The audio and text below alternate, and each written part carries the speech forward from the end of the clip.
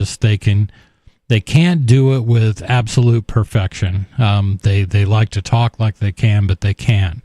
They can give it a certain, odds are that this is like 80%. We're 80% sure this is Riley's address. Yeah. But in doing that, that's not going to be admissible in court. Can't say, well, I'm pretty sure I've got an 80% probability that this fingerprint on the gun was Riley's. That's not going to fly. Yeah. In most cases. I mean, a defense attorney would have fun with that one.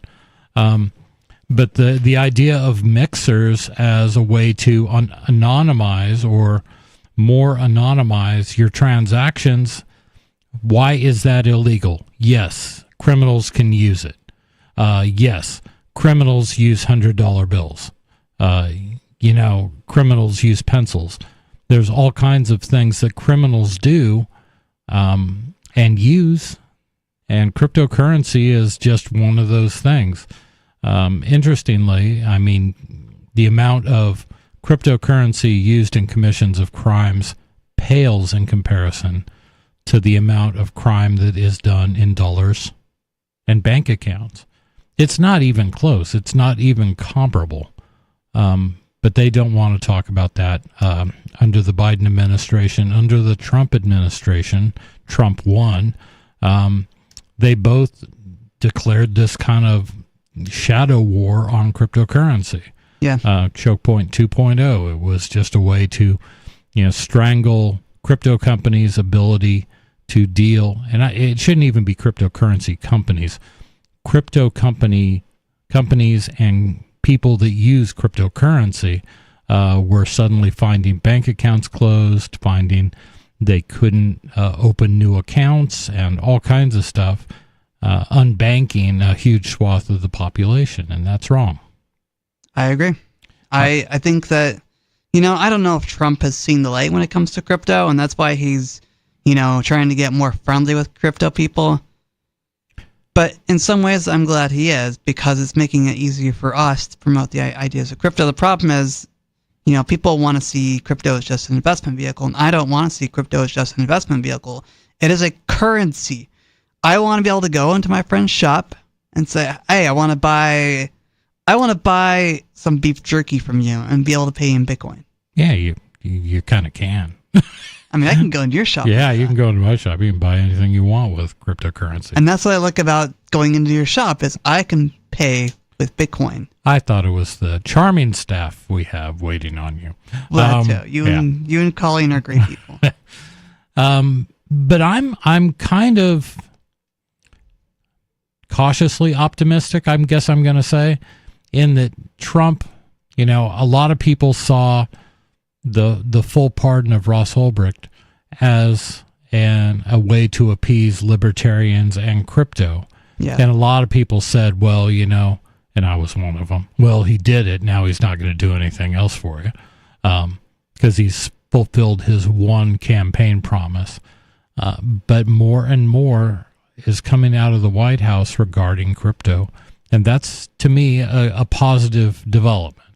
This news is big to me because it really attacks the root of what they're doing. This was a way that, not only criminals, but also regular people who just don't appreciate someone looking at every transaction you make. You guys would freak out if you knew that the federal government had a task force assigned to see where you used your debit card. Most people would, rightfully so. Oh, yeah. It's no different than cryptocurrency. We deserve privacy. The U.S. Treasury Department sanctions watchdog group removed Tornado Cash from its globally listed global blacklist Friday.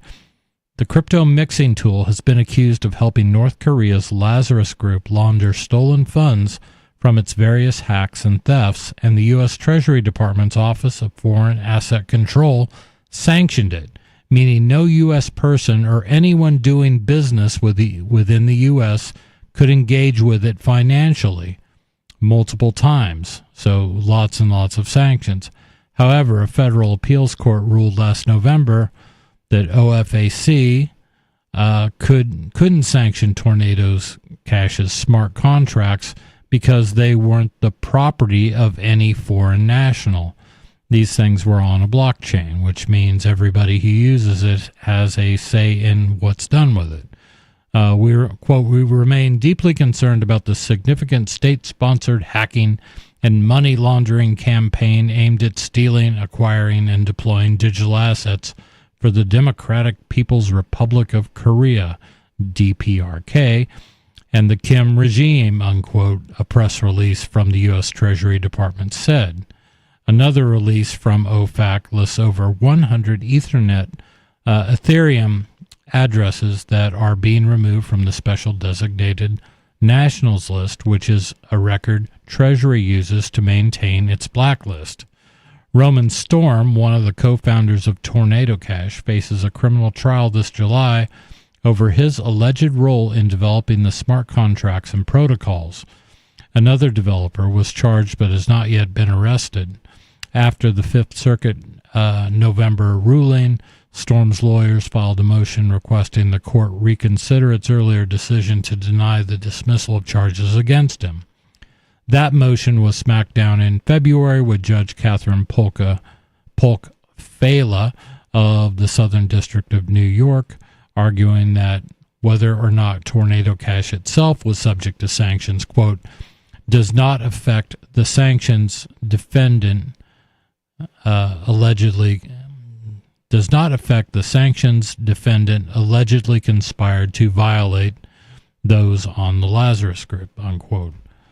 Quote, now the SDNY, Southern District of New York prosecutors should similarly reconsider their unfortunate decision to charge our client and dismiss their case against him, unquote, Klein added. In a statement, Treasury Secretary Scott Bessent said that the U.S. needs to, quote, secure the digital asset industry from abuse by North Korean and other illicit actors, unquote. In a Monday court filing referenced by the Treasury in Friday's statement, Treasury Department suggested it might not go so far as remove sanctions entirely. Quote, vacating the designation of Tornado Cash in its entirety could have significant disruptive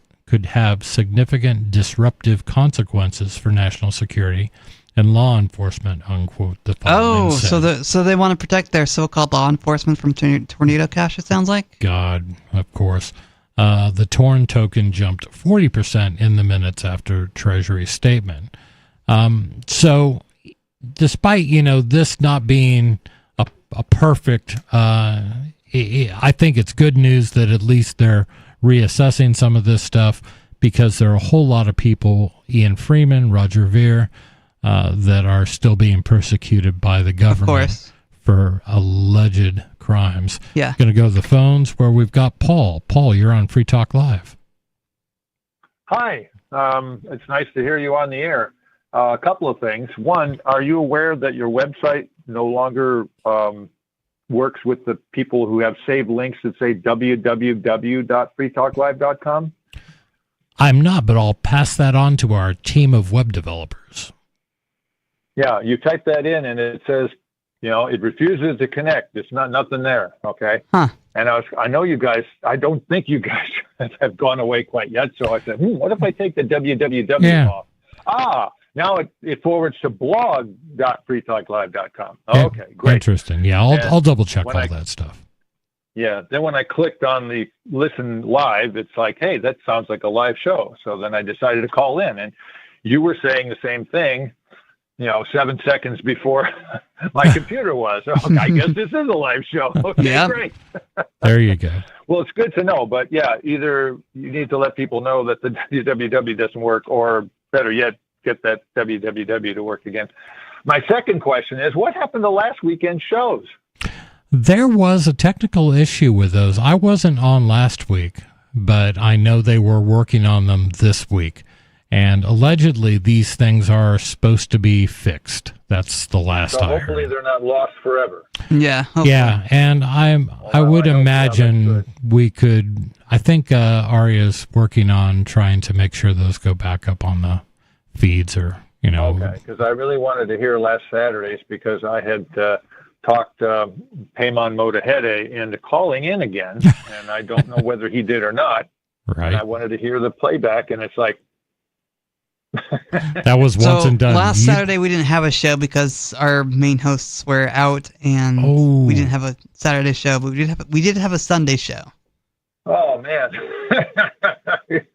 Well, I'm not casting any shade on you guys. You're carrying on. We're doing our best with that with our main man in prison. In spite of all reasons, you should not. In spite of all provocations to do otherwise. So I give you nothing but accolades. I'm just sorry that this Saturday show, I've got to call Payman back and say, hey, see if we can get in today. Right. All right. Well, hey, keep up the good work, and I'm glad you guys are soldiering on. I appreciate that. So, my best to you. Thank you, Paul. Thank you. Have a great night. It's not always great to hear when people have technical issues with the show, and it's not, but it's frustrating for us as well as yeah, you, because believe me. Our main people are in prison, and we try to soldier on. Yeah, we do our best. I know we're not Ian Freeman.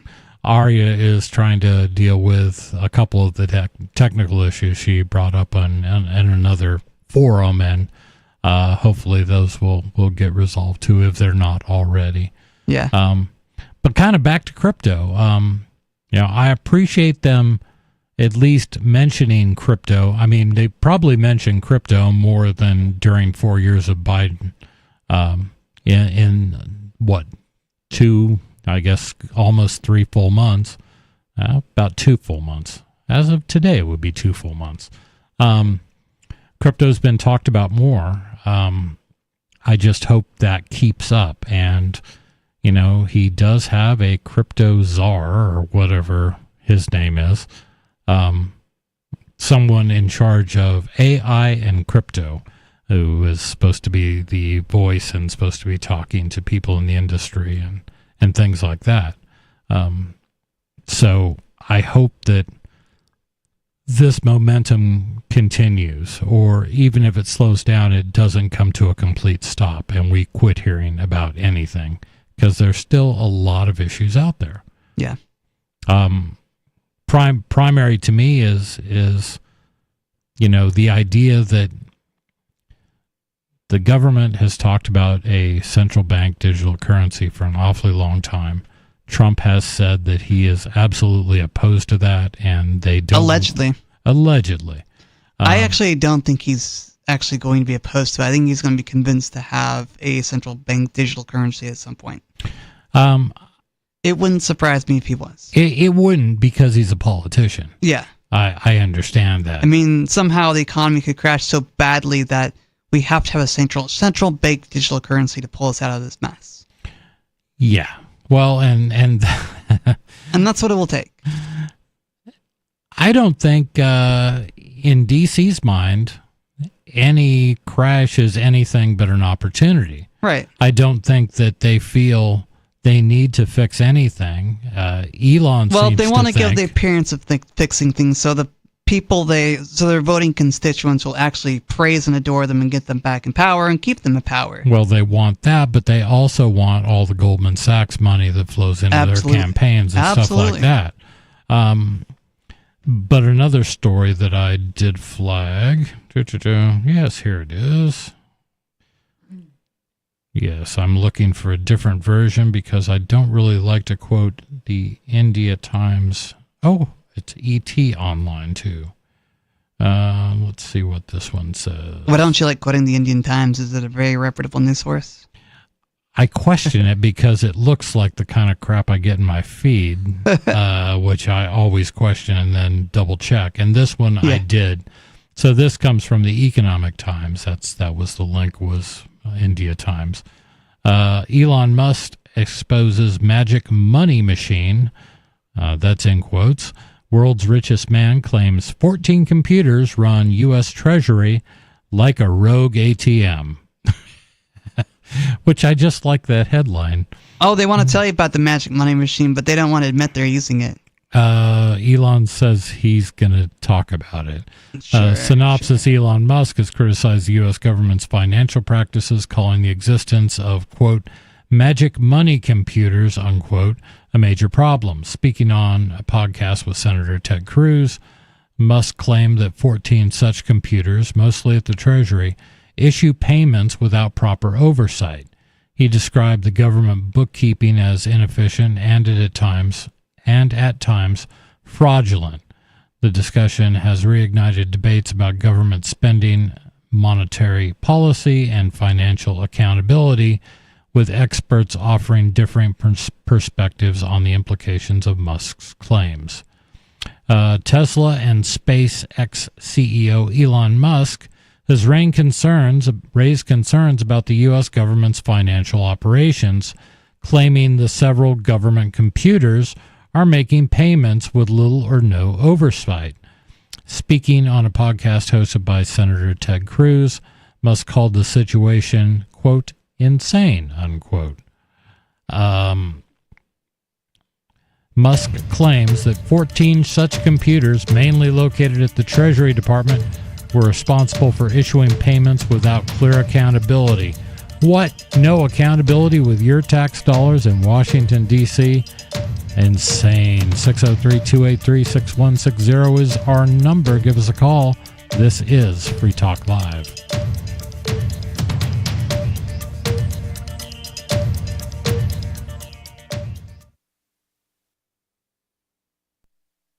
Join liberty-minded voluntarists, anarchists, and libertarians from June 13th through the 16th for the 8th annual Fork Fest at Rogers Campground in the beautiful White Mountains of New Hampshire. Fork Fest is a fork of the Porcupine Freedom Festival, which has sold out in recent years. Fork Fest happens the weekend before the Porcupine Freedom Festival. Fork Fest is decentralized, which means that there's no ticket cost and no one is in charge. All you have to do to join the fun is reserve your camping site, RV site, or motel room with Rogers Campground for June 13th through the 16th. You can find out more at the unofficial website, forkfest.party. You can also connect with other attendees on the Forkfest Telegram and Matrix chat rooms, as well as the Forkfest Forum. You can find links to those at forkfest.party. We hope to see you there June 13th through the 16th. forkfest.party. From Feature Story News in San Francisco, I'm Ira Spitzer with a look back at some of the week's top stories. Hundreds of people were killed in Israeli airstrikes in Gaza after the collapse of the ceasefire between Israel and Hamas. Tel Aviv says it's carrying out the strikes because Hamas rejected proposals to extend the ceasefire agreement. Hamas called the attacks a blatant violation of all international and humanitarian conventions. FSN's Giles Gibson has more from Tel Aviv. The Israeli military has carried out some airstrikes inside Gaza since the expiry of the first phase of the ceasefire agreement. But really these strikes that started in the early hours of Tuesday local time were on a completely different scale. International aid workers have described being woken up by loud explosions which shook the buildings that they were in. And then as dawn broke, hundreds of people started turning up at hospitals inside Gaza, the remaining healthcare facilities inside the enclave. There are lots of photos and videos circulating of large crowds outside the entrances to those hospitals. And we've also heard from the Palestinian Red Crescent saying that hospitals inside Gaza are overwhelmed. U.S. President Donald Trump says his call with Ukrainian President Volodymyr Zelensky was very good and that peace talks are on track. The pair spoke a day after Trump talked with Russian President Vladimir Putin, who said he would be willing to pause attacks on Ukraine's energy infrastructure. Within hours of that call, both sides launched fresh strikes, accusing each other of targeting oil facilities and power plants.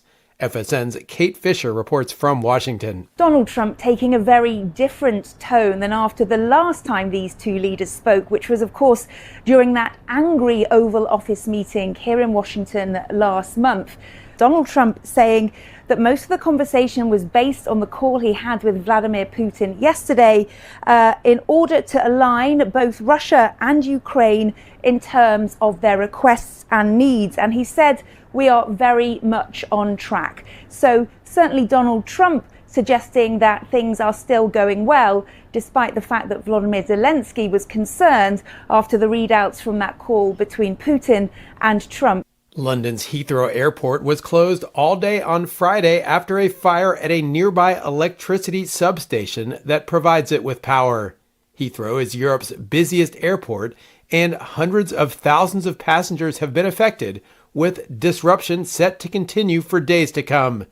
And the World Meteorological Organization released its latest State of the Global Climate on Wednesday, confirming that 2024 was the hottest year on record in 175 years. From Bureaus Worldwide, this.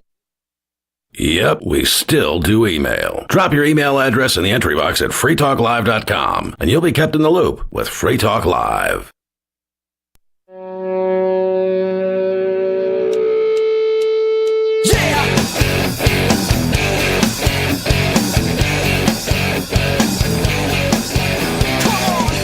It is Free Talk Live at 603-283-6160. That's our number. That's the number to call if you don't like what we're talking about, or if you do like what we're talking about. Or if you just want to change the topic. You can do it. That's what we do here on Free Talk Live. It's open lines show, open phone line. We're here to talk about what you want to talk about, but we also bring topics in so we keep the airwaves pretty, peppered with conversation, because that's what we do. Conversation. Yeah, it'd be kind of boring just to sit here and wait for a call and go, well, we're waiting. We're going to talk about fishing right now. Fishing. We haven't talked about that, I suppose, because I know nothing of fishing. Yeah, I don't know anything about fishing either. I know how to fish. I know what fishing is. Yeah. But I'm not a good fisherman. I'm not either. I'd prefer to let the fish go. We're going to go to the phones where we have a wireless caller. Wireless caller, you're on Free Talk Live. Hello, my friends. I am Payman Motahede, the president of Freedom Law School, and I'm sharing some great news with your listeners in that they need to know that the only people by law that are required to file and pay 1040 income tax, slavery taxes, are citizens and residents of Washington, D.C., and myself, for example, for over 30 years, have not filed and paid any federal income taxes, been teaching Americans to do the same, and even though I've been under criminal and other investigations by the IRS for over 30 years, IRS has never attempted to try to put me in tax prison because they know there is no law requiring the average American to file and pay the swamp in D.C. Instead, they use deception. They use the corrupt major media. They use the accounting tax practitioner community to get people afraid of not filing those 1040 confession forms under oath, swearing that you owe the IRS money. And if people are tired of this slavery system, they can step out just like I did back in 1992 as an immigrant from Iran of Jewish descent who came to America for freedom. And I found land of the free, home of the brave, was turned into land of the meek and the indentured slaves. It certainly seems that way.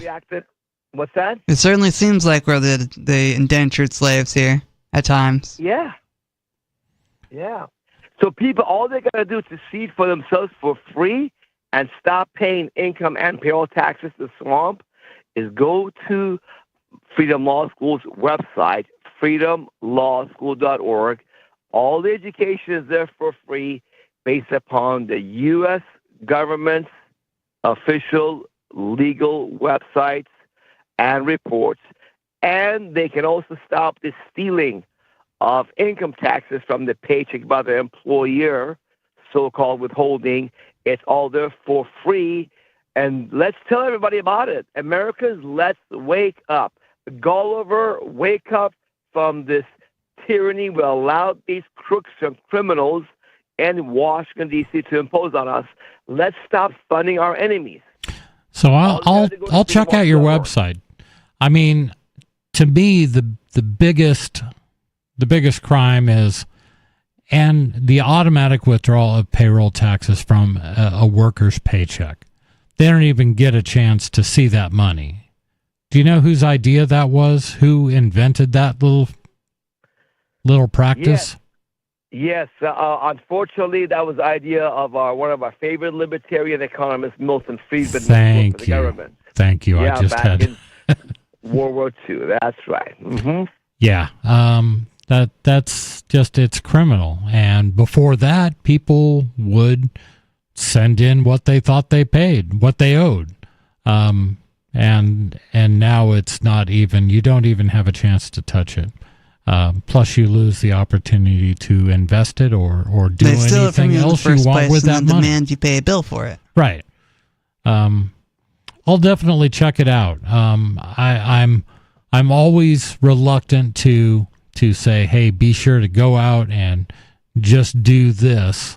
But I do invite people to check out the website and read up on this subject. You've called in here before, have you not? Yes, I called in because I am the biggest guy in the entire history of the freedom movement. Libertarian, tax freedom movement since World War II, to be exposing the income tax, and the only leader of the movement who didn't go to tax prison, did not get put out of business by the IRS, and have beaten them in their own courts. So people, you could do it for free. Stop the income tax withholding from your paycheck and stop filing the 1040 forms for free. It's available at freedomlawschool.org. freedomlawschool.org. Well, Got it. I appreciate that, man. Have a great night, and thanks for the call. I think we should definitely check out freedomlawschool.org and see what it's all about. We'll be sure to talk more about freedomlawschool.org. But better yet, people, do your own research. This is not paid advertising, by the way. No, it's completely unpaid. The idea that... So I have heard at various points in my life about these so-called... magic ways to get out of anything, get out of speeding tickets and to get free from the court system if you just say this and do that. But I'm anxious to see what he has out there. I think the biggest challenge to most Americans is to convince their employer, unless there's a way to just negate what has been, 50, 60, 70 years of practice by employers, to say, yeah, we're not going to file your taxes with the IRS. You know what I mean? When yeah, I don't think people are willing to do things that are out of the norm, because if you mention it, they're like, I don't know if we can do that, and they start to wonder and panic a little bit. They're not aware that, hey, maybe there is something to this. Maybe we should try something different. I'm going to look into it. We're going again to the phones where we've got a call from Washington, D.C. Washington, D.C., you're on Free Talk Live. It's your boy, Payman Skeeter Howdy, the evolutionary snake oil salesman. So, you are a snake oil salesman. Hey, are you glad really? The snake oil salesman's here. I keep wondering, when one of these towns... Hold on.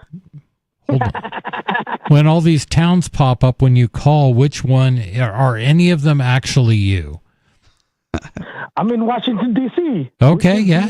States, according to Paymon. See, some of our hosts would say, yeah, Skeeter is a swamp monster. He is absolutely a swamp monster. I was actually trying to call before Paymon because I wanted you to understand his false claims, right? Well, you can. First off, go ahead. Why don't you ask him about Richard Grant, one of the members who just got convicted of tax evasion in 2016? And also, I wanted to show you, because the blind man here, every time I make claims about his false claims, he wants direct quotations from the tax code.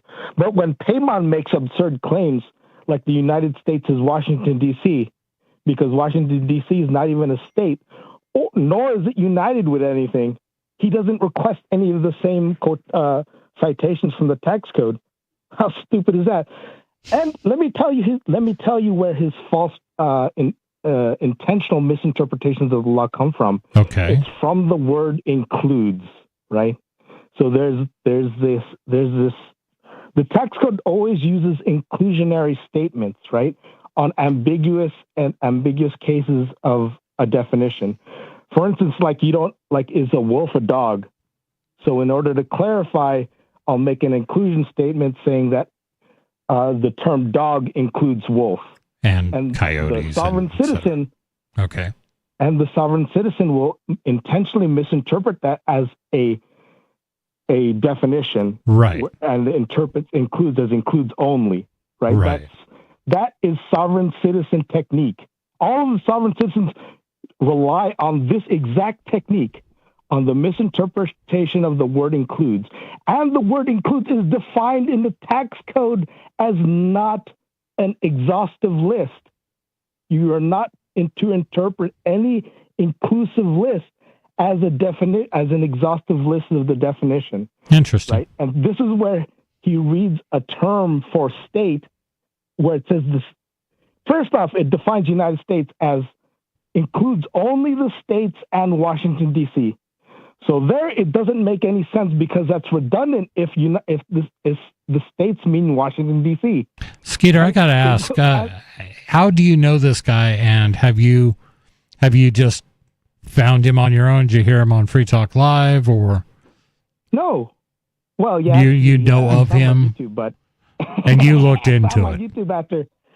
Yeah, I studied the tax freedom movement, and they all use this same technique from Bear Arms, from Larkin Rose, all these, from Irwin Schiff to David Champion, Christopher Gronsky, this guy, they all use this includes method. They look for a definition that has includes, interpret it as a full definition, and then fool gullible libertarians into tax evading so they can get themselves in trouble thinking that they're agorists. And I dare you to do it. I just dare you. But this is not what I wanted to talk about, right? Sure, it's not. You just spent 5 minutes talking about what you didn't want to talk about. Yeah, but I gave you the tools to look up. You can verify what I said. No, he gave me the tools. He gave me the tools when he gave me the URL. There's the tool. I can go research it myself. But yeah. I appreciate your feedback because you've already done this. That's good. Yes. Way to go, Skeeter. Congratulations. I'm telling you, he's not going to point out directly what I told you. All you have to do is scroll down from the definition section he's going to give you. Skeeter, for the word includes. I get you. I am just a huge skeptic of anything like this. Me too. So trust me when I say I don't trust anything anybody tells me is a magic panacea. I've never lied to you. From the facts to Ross Ulbricht, to the facts to Roger Ver, to economic theory, I've never lied to you. I've always given you the whole story. All these guys lie to you, and you just slurp it up. That's all you do. Do we? Slurp up sovereign citizen nonsense. How do you get that? So let me. I just not want to talk. I want to talk about another snake oil salesman. You got 5 minutes. Mises. Ludwig von Mises, the master snake oil salesman. He has you saying smooth brain stuff, like value subjective. Like 2 weeks ago, you said some of the most smooth brain stuff I've ever heard on the show. You said the value in your head, even your expected value, is not non-quantifiable. But how do you come up with a dollar figure, the maximum dollar figure willing to pay for a good? Tell me what it's worth to me. It's a subjective decision. But you're putting a number on it. You're quantifying it, stupid. Hold on. You can't be calling people names like that, dude. Why would I say I can value things that are subjective? I can value things subjectively, and I can value things objectively. There's nothing inconsistent with that. You're being inconsistent in that, like thousands of years of human evolution and Mr. Evolutionary economist, this is simply part of human nature. We appreciate the things that have tangible value, and sometimes we appreciate pretty things, and we're willing to pay for them. first off, you don't see the contradiction there. You said it's non-quantifiable, the value in your head, the value you put on a good. But you, on the other hand, you're able to come up with a maximum dollar figure you're willing to pay for that good. Yes, because of how much it means to me. Yes, are you quantifying it or not? Dude, of course I am. It's not inconsistent to put a price on it. You seem to think that things are cut and dried in economics, which is one of the problems that the Austrians have with mainstream economics. As most people think that economics is a collective action. It's individual actions doing individual things collectively. Some might call it human action. That's wrong, blind man. Capitalism is a collectivist ethic. You have to understand that. We depend on each other, and that's our evolutionary bond. All the modern new theories have to incorporate this, right? Because you are not on an island. You cannot survive without the collective. Because we form a bigger evolutionary being. You are just since you cannot survive without the rest. You are just like an organ. It makes no sense talking about one organ of a larger corporeal body, right? It makes no sense. Spit it out. It is, and at least Austrian economics recognizes that you can't make things, you can't centrally manage things because an economy is made up of billions of decisions about billions of different things. Every single day, day in, day out. One day I'm going to choose something different than yesterday. It's the way things go, dude. There's absolutely no good theories that come out of Austrian economics. There's nothing wrong with... You have nothing to say that's important, Skeeter. No, I've been meaning to ask you, so is there a school of economic thought that you find reliable? You find closer than anything else? Which school of economic thought? Evolutionary capitalism. Well, you can just start. First off, you can start with the son of the guy who founded tax withholding, right?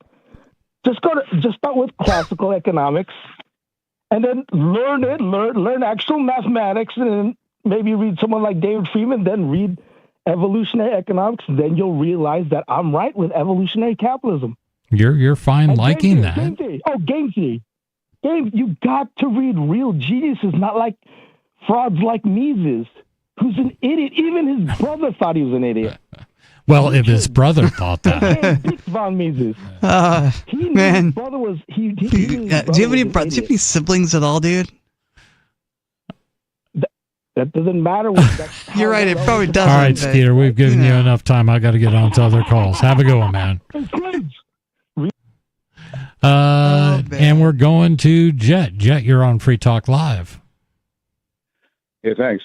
I like to call in, talk about this tax thing, and the way to shut a lot of people up about that is they say, well, you're obligated. Well, show me the obligation. Show me any obligation, and no one can do it. It was signed into law by the representatives you sent to Washington, Jet. I didn't send anybody to Washington, though.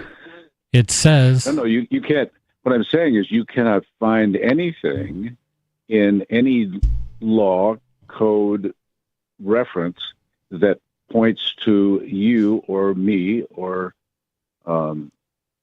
anyone other than... Well, they do list like 5 different categories, things like the protectorate, people living in the protectorate states, federal employees, contractors to the government, stuff like that. But once again, we're none of those things. So that's what I ask people. I've offered some people at one time like $10,000. It's just show me any obligation for me to file, pay this thing's called income tax, and no one can do it. Oh, of course not. There is nothing. What there is a big set of laws passed by your representative, Jet, the guy you sent to Washington. You specifically, or maybe not specifically you, but you could have voted. Or maybe you voted for the other guy, but still that guy is representing you. And at some point, he probably supported some law. maybe you're not hearing me, but there. I know exactly what you're saying. I'm being facetious and poking fun at this whole concept of representative government. It has not worked. Yeah, I mean, how the magic, once again, the magic of this thing. Well, words have magic, Jet.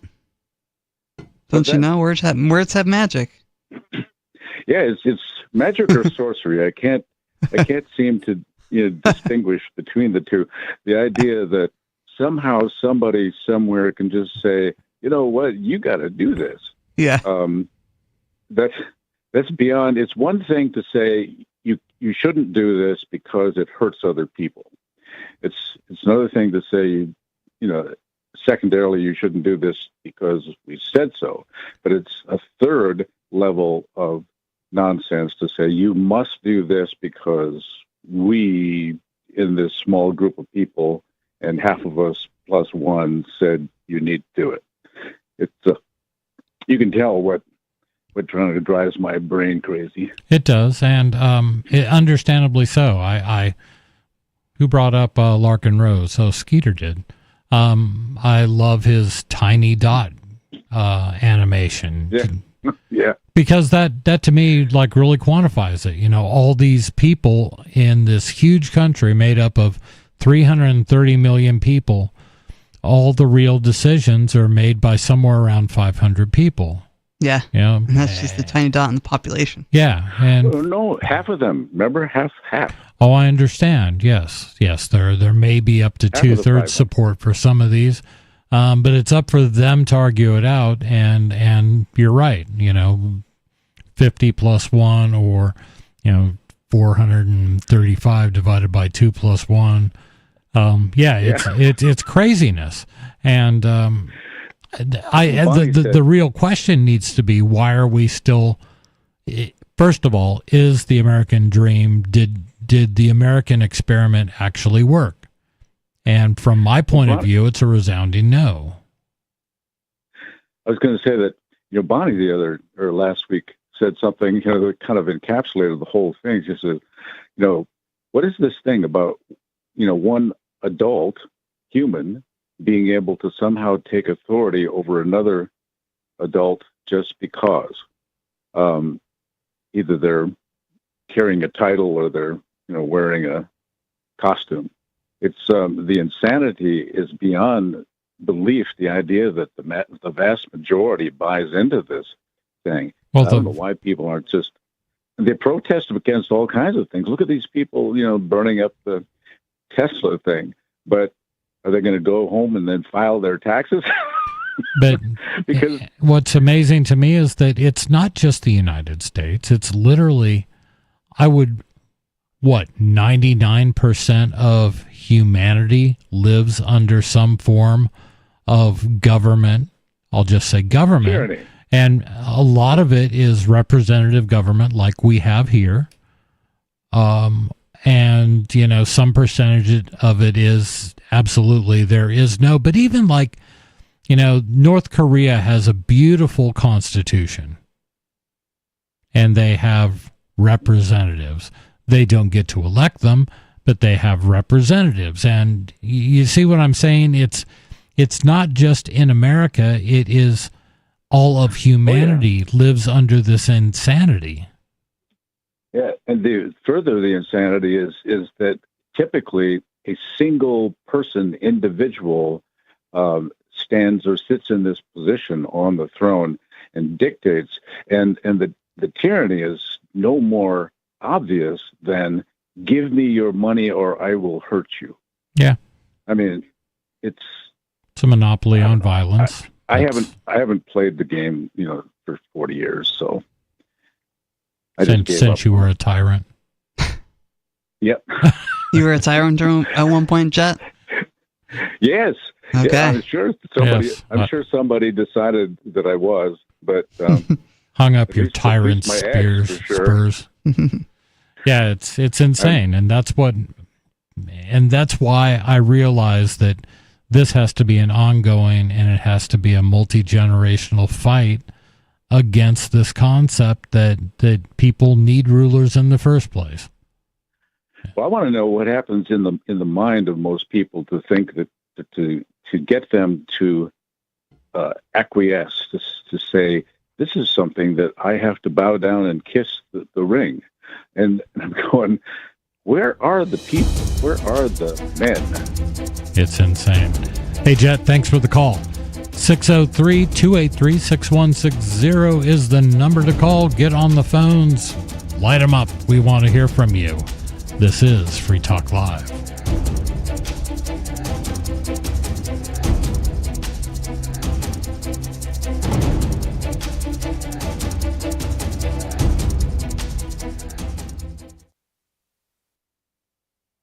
We have some good news. The indictments against Ross Ulbricht in the District of Maryland were dismissed with prejudice, meaning they can never be refiled. This is especially good because those indictments contain the only charge ever made that Ross engaged in murder for hire. This was a serious allegation that Ross Ulbricht denies. It was never prosecuted or ruled on by a jury, but was trumpeted by the federal government and the media as if it were proven fact. The Maryland court held these indictments for almost 5 years, poisoning Ross's case and leaving him under a cloud of unproven allegations. As explained in Ross's appeal to the Supreme Court, the fact that the judge used these allegations to give Ross a draconian sentence of double life without parole violated his Sixth Amendment right to a jury trial. Judges are required to issue sentences based on convictions decided by a jury, not unproven allegations never even charged at trial. Although this is a positive development, the dropped indictment will not set Ross free. Now, a presidential pardon is Ross's only hope of freedom. Sign the petition at freeross.org. freeross.org.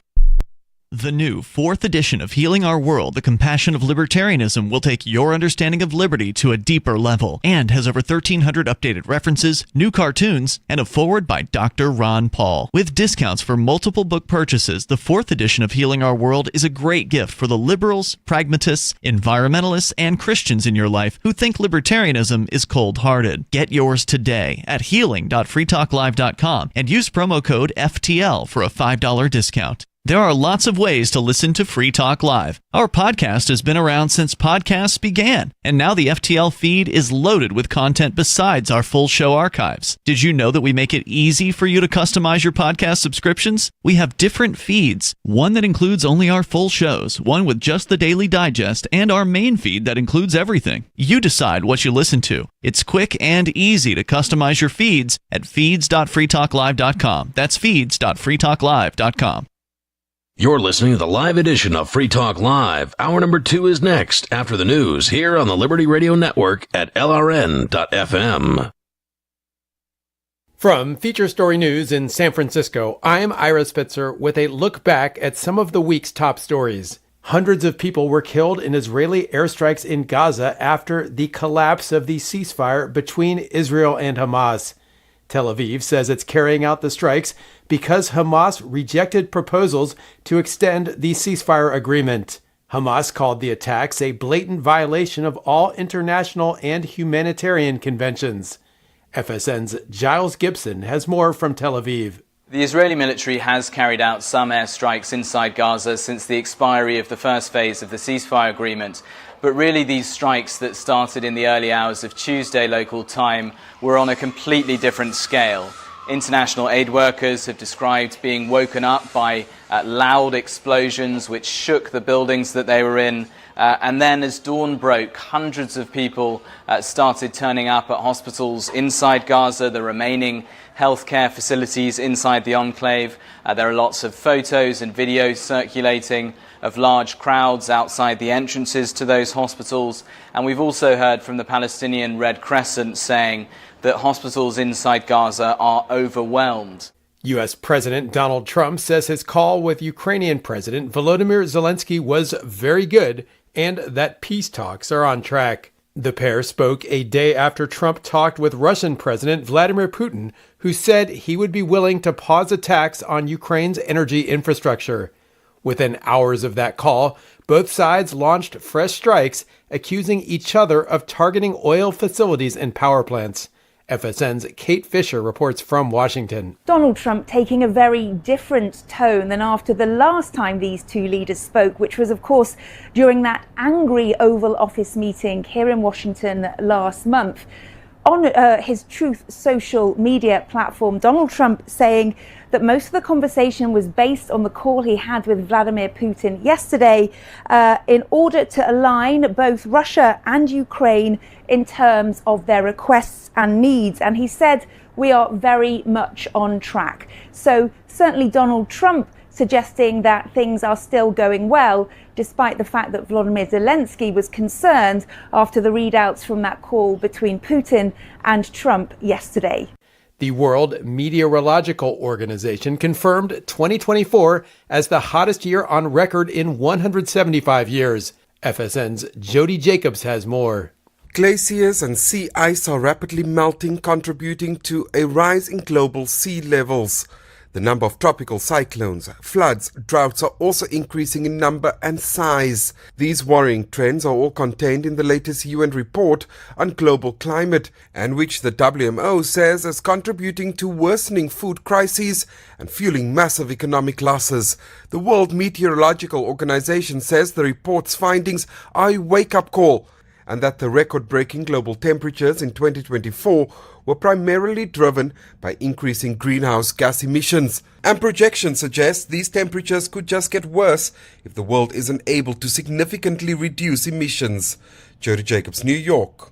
U.S. President Trump signed an executive order on Thursday fulfilling a campaign pledge to dismantle the nation's Department of Education.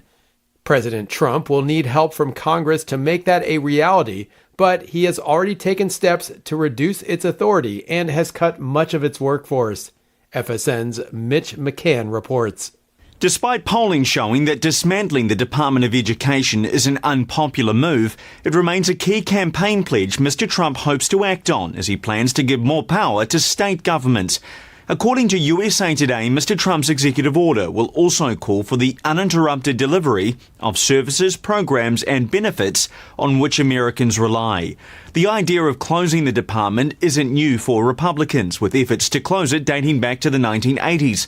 However, the push has gained steam in recent years due to what many in the party view as progressive agendas being taught to children.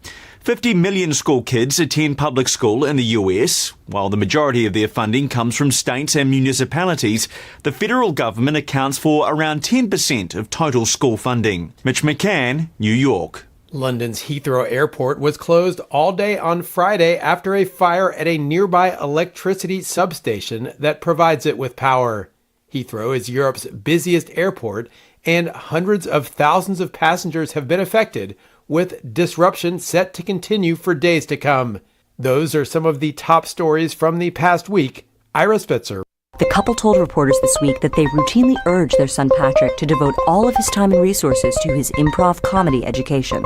We keep telling Patrick again and again that if you don't buckle down and start learning basic concepts like yes and the Herald now, nobody is going to take you seriously later in life. He has to start thinking about this now. The parents explained that he should try to get as much out of his improv training as possible by attending improv jams, forming a few indie teams, and doing as much bar prov as possible to keep himself warm for those upcoming Herald auditions. The fact is, if Patrick were on stage with his fellow improvisers, and one of them were to play, say, a supervillain who's afraid of mice, Patrick wouldn't even be able to identify the game in that scene, let alone respond in a supportive way.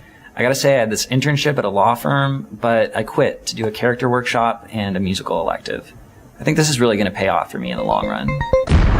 This is the Onion News Network.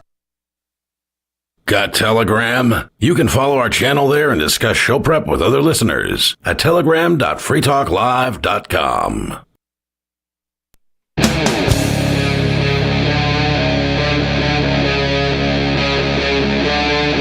Free Talk Live.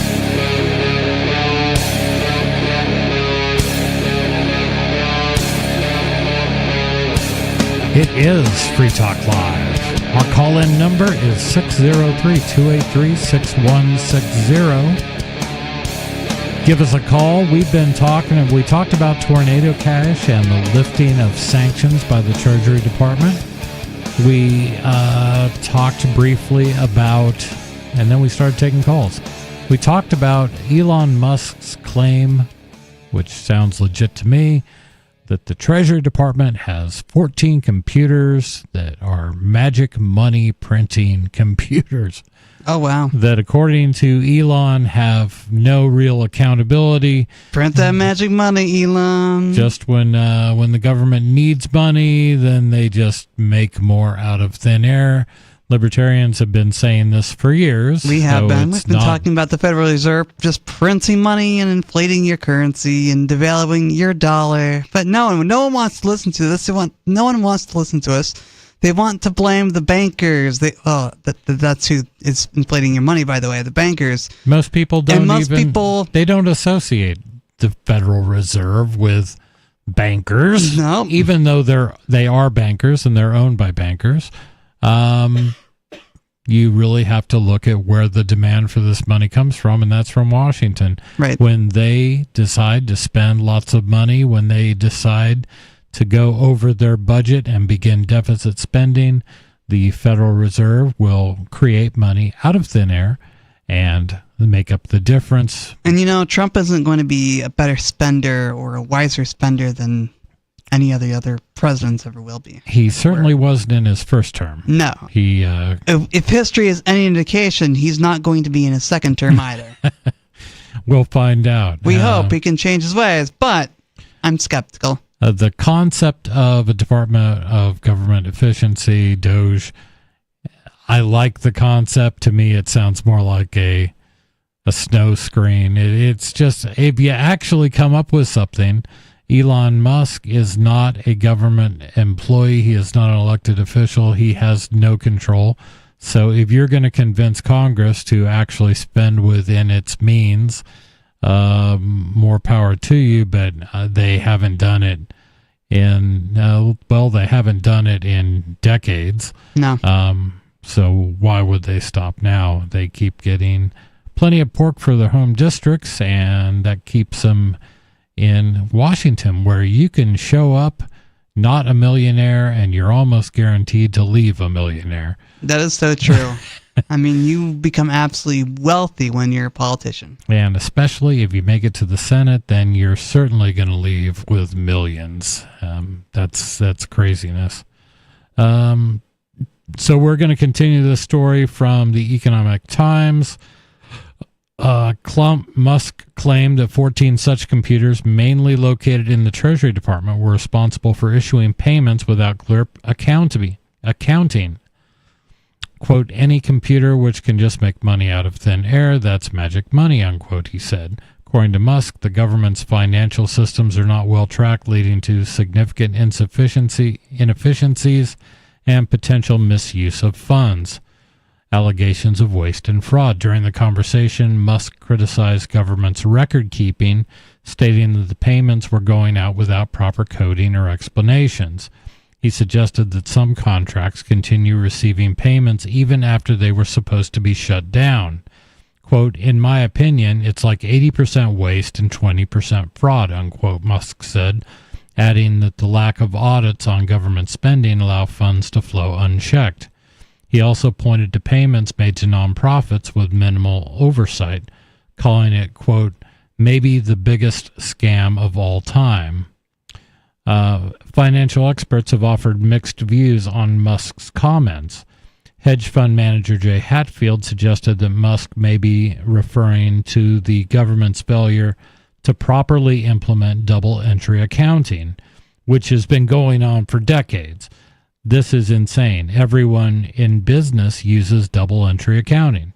I have it over here, and if I move it over here, I have to remove it from somewhere else. He found the claim surprising. Hatfield did not entirely rule out this possibility. Dave Andofolato, an economist at the University of Michigan and former Federal Reserve official, suggested that Musk might have been criticizing poor oversight rather than the fundamental mechanics of money creation. Quote, the fact that the government can print money out of thin air is neither here nor there, unquote. I like how he doesn't deny it. Yep. Andolfato said, adding that banks and corporations also create money through lending and issuing shares.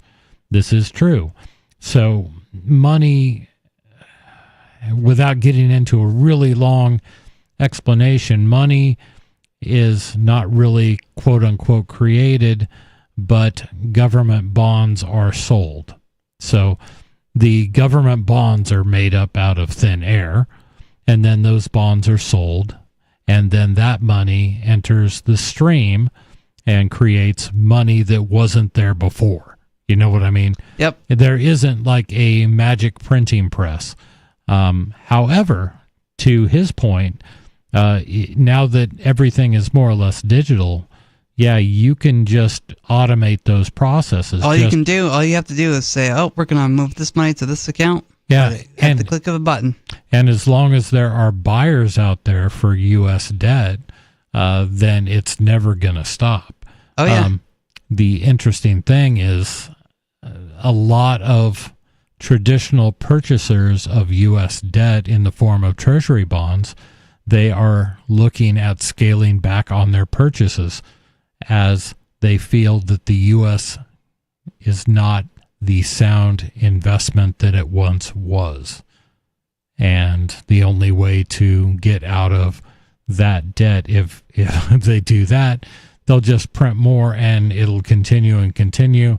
Eventually, you would think at $36 trillion in debt, you would think that somebody would have said enough is enough by now, but they haven't. No, they just want to keep more of that money coming in, and then they can feed the banks and feed their friends and starve the little guy. I don't know how much longer it'll keep going on. We've got a caller on who called in earlier tonight. I'm going to briefly go to him and say hi again to Paul. Paul, you're on Free Talk Live. Traditionally, we only allow one call per caller per evening. I respect that, but there was something so egregious, I figured I wanted to rebut, and I would let you decide whether you would give me the air. Okay, go ahead. Since you have, I will get right to it. Okay, the income tax, okay. Heyman Motahede. Unfortunately, I didn't get to hear what he said because my computer crashed. And when it came back, he was just leaving. So I don't know exactly what he told you, but he will cite you all the the legal references you want. Now, one of the things that people who are in the tax honesty movement like to do is use the word includes, okay? And in a lot of cases, only includes the things that are actually pointed out. However, there is a legal, tradition, I don't know what the word is for it, that if you say, let's say you have a list, okay? A list of, let's say, apples, bananas, grapes, okay? And, you say, then you say, okay, well, what about peaches? Okay, well, includes can also include something not pointed out as long as it's the same type of thing that's already listed. Yeah, was that something Jet brought up in his call? Yeah, oh, okay. I think so, but I understand what you're saying, and I understand how some people advocating certain magic words to use, see, they said this, but they neglect the part where it said includes, which is basically a weasel word to me, used in that context to include everything we didn't think of. You know what I mean? Right. I understand it's tradition and legality in the legal world that this would be an all, you can't create something that is all encompassing, but I think we should demand this in laws to the best of our capability. If they're going to say that we're guilty of something, you should be real explicit on what we're guilty of.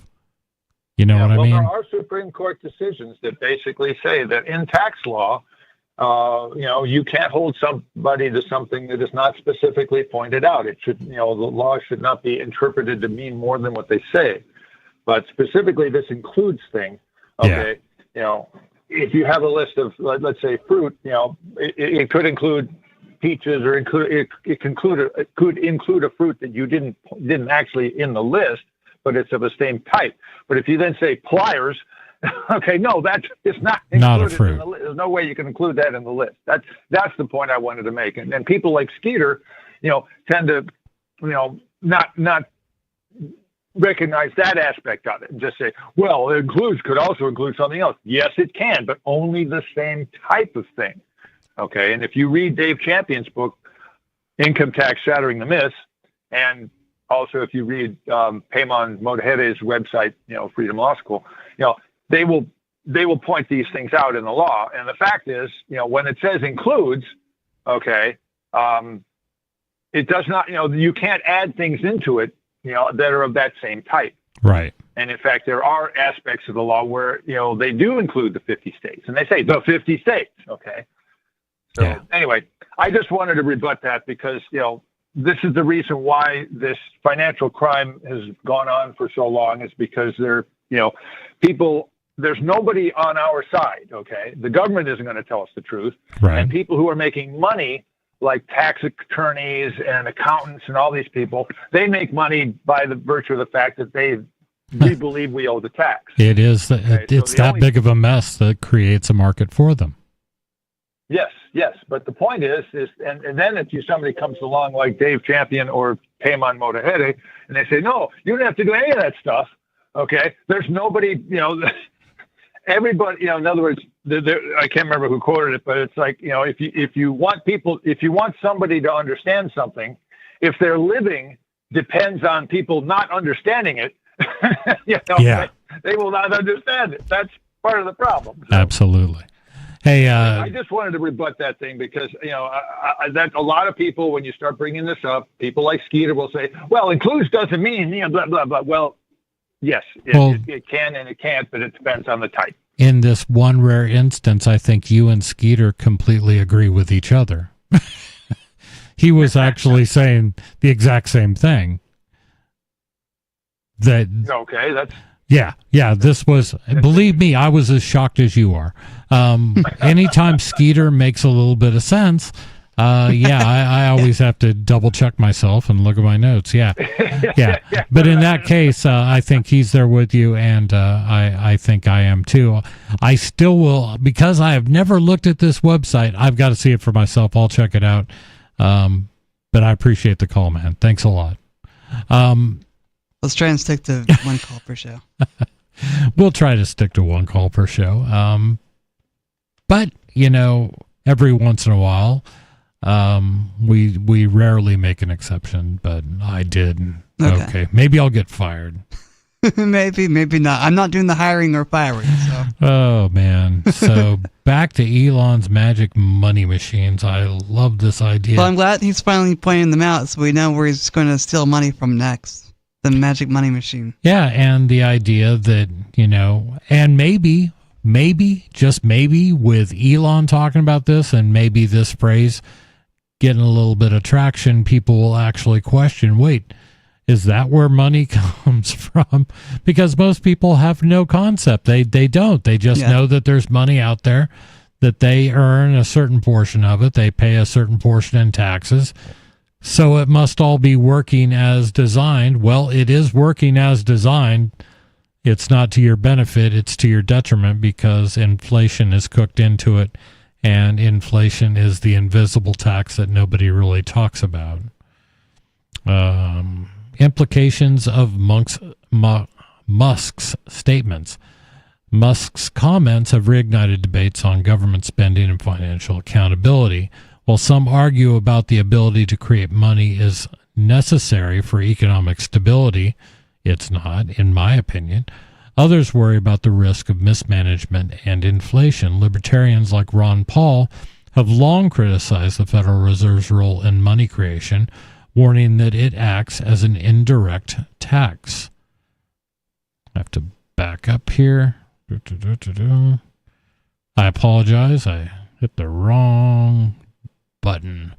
Despite Musk's claims, no official response has been given by the Treasury or Cruz's office. As debates over financial transparency continue, the issue of government's spending and oversight remain a contentious topic.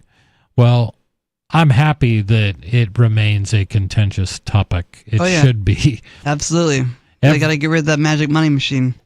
And the problem I have with the United States' system of government is it incentivizes bad behavior on behalf of our representatives. Yeah. It doesn't incentivize bad behavior from our citizens. Hell, we've got 90,000 lines of federal code pointed at us, while they've got a 5-page document explaining what their limits are, and they're supposed to stay within that. But through 250 years of piling all this crap on top of each other, it's just magnified the problem to a point where I don't know how we ever get back to something close to what the Constitution detailed. I don't think those days are ever to resume, so it's time to try again. That's my opinion. What do you think? I think that governments are corrupt. Now that they've exposed their magic money machine, people are going to just laugh and move on with their lives and forget about the magic money machine because Elon Musk mentioned it. But, the magic money machine is going to continue to send money into the economy, and Trump and Elon and all these people are not going to benefit from them, and inflation's going to get worse. And no one's going to think about that magic money machine until it's too late. I get that. So we got to keep the magic money machine on top of people's mind. Exactly. And you do that by educating yourself. Figure out where does money come from. And maybe perhaps read some of the Austrian economists, read Rothbard, and get an idea of one of Rothbard's books. I'm pretty sure it's short. What has government done to your money? Yes. Read that one. It's not going to take you long, but it'll lay it out nice and succinctly, much more clearly than I can do on the air. But he pretty much nails it in a way that you will understand. Also, Economics in One Lesson by Henry Hazlitt is a good primer for anybody interested in Austrian economics and maybe learning something other than, if any of you took an economics course, it was probably Keynesian or neo-Keynesian based, or maybe Chicago school, either way. But look at a different school, look at the Austrian economists and see what they think about these and other subjects. It may change your life. Okay. I've read Economics in One Lesson, and it's a really good book. I'd highly recommend it. Yeah, it's one of those, that and What Has Government Done With Our Money those are just really simple books that say a whole lot in a way that regular people can understand, and that's what I appreciate about those guys. Let's see, what else? We could talk a little bit about Tesla. Is Tesla in trouble now? What did they do this time? Well, let me think. They're getting burned to the ground. Dealerships. They're this is a picture I'm looking at of a Tesla sign that says Elon is Nazi scum.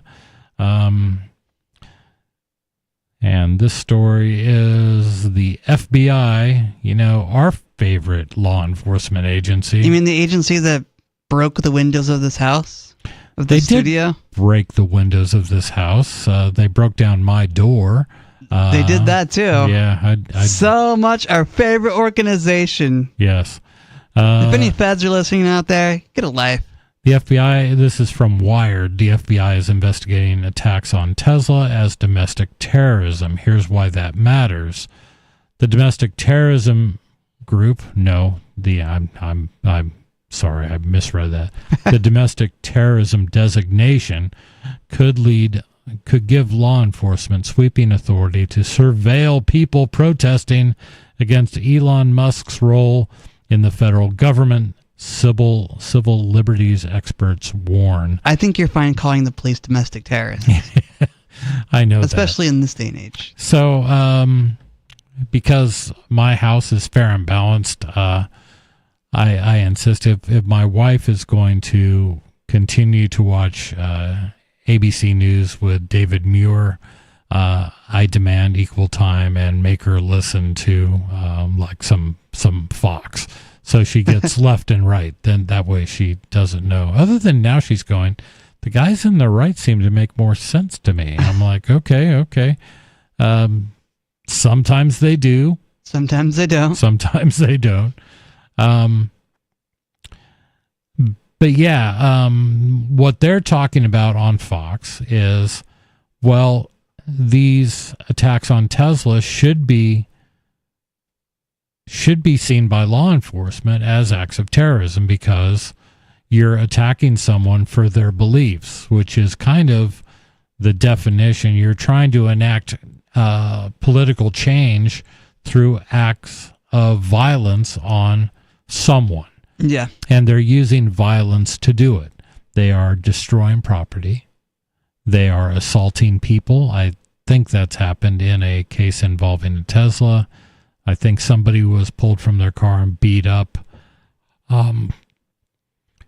And, of course, Fox and people on the right are quick to point out this is the exact opposite of what happened after George Floyd and Black Lives Matter, where many cities suffered arson, suffered criminal activity, loss of property in the millions or billions of dollars from protesters that nothing was done about. And they're seeing this as an opportunity to, in their mind, see government do the right thing and go after criminals.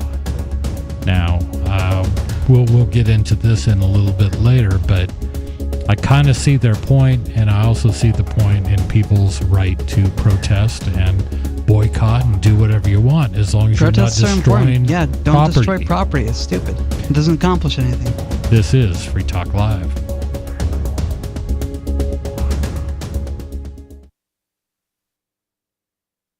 The ultimate bargain is free. I'm Holland Cook with Inflation Hacks. Before you can fully type the Buy Nothing Project, Google will finish it for you. It's that popular now.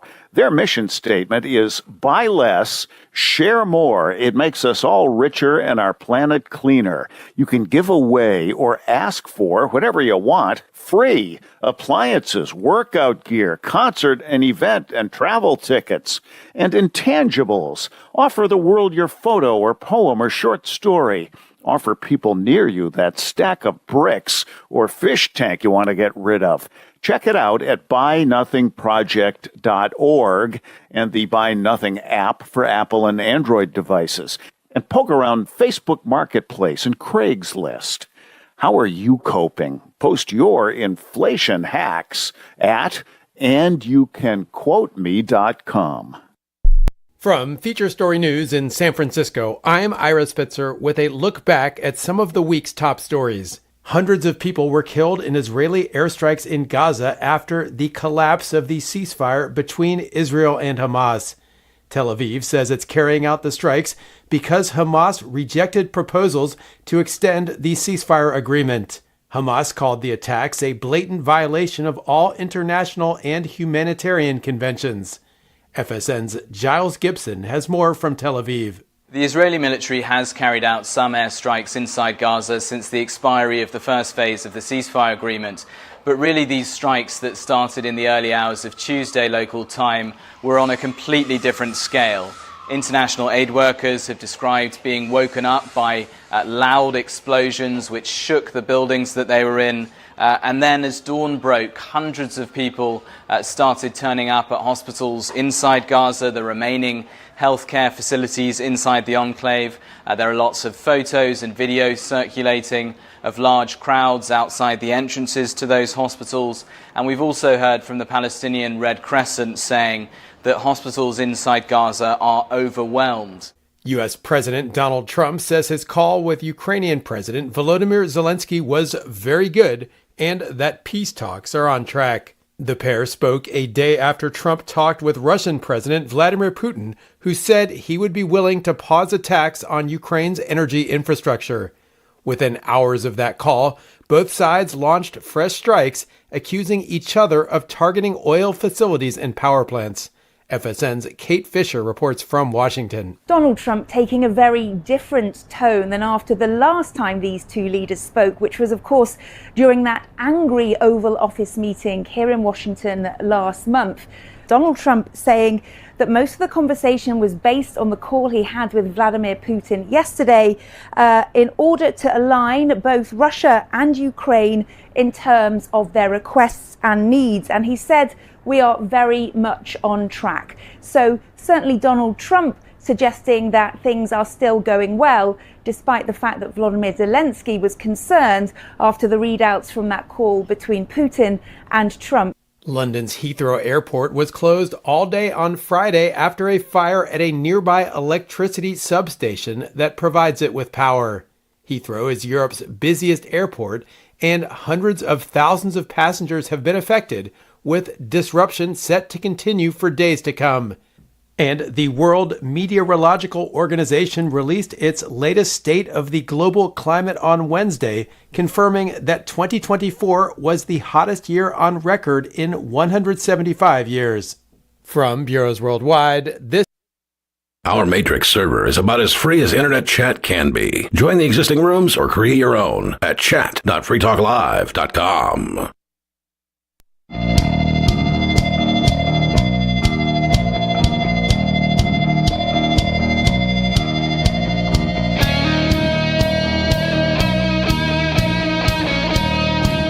It is Free Talk Live, 603-283-6160. That's the number to call to get on the air. We've had a fair number of callers, which is always refreshing. Not that I don't mind talking to Riley. I'm sorry, in studio it's myself, Chris. And Riley. I mean, you and I can do a show together, but it's always nice when people call in and add to the conversation because, you know, we're just two dudes doing a radio show, and sometimes we got to switch it up a little bit. Right. We need 3 people to come do a radio show with us, or 4 or 5.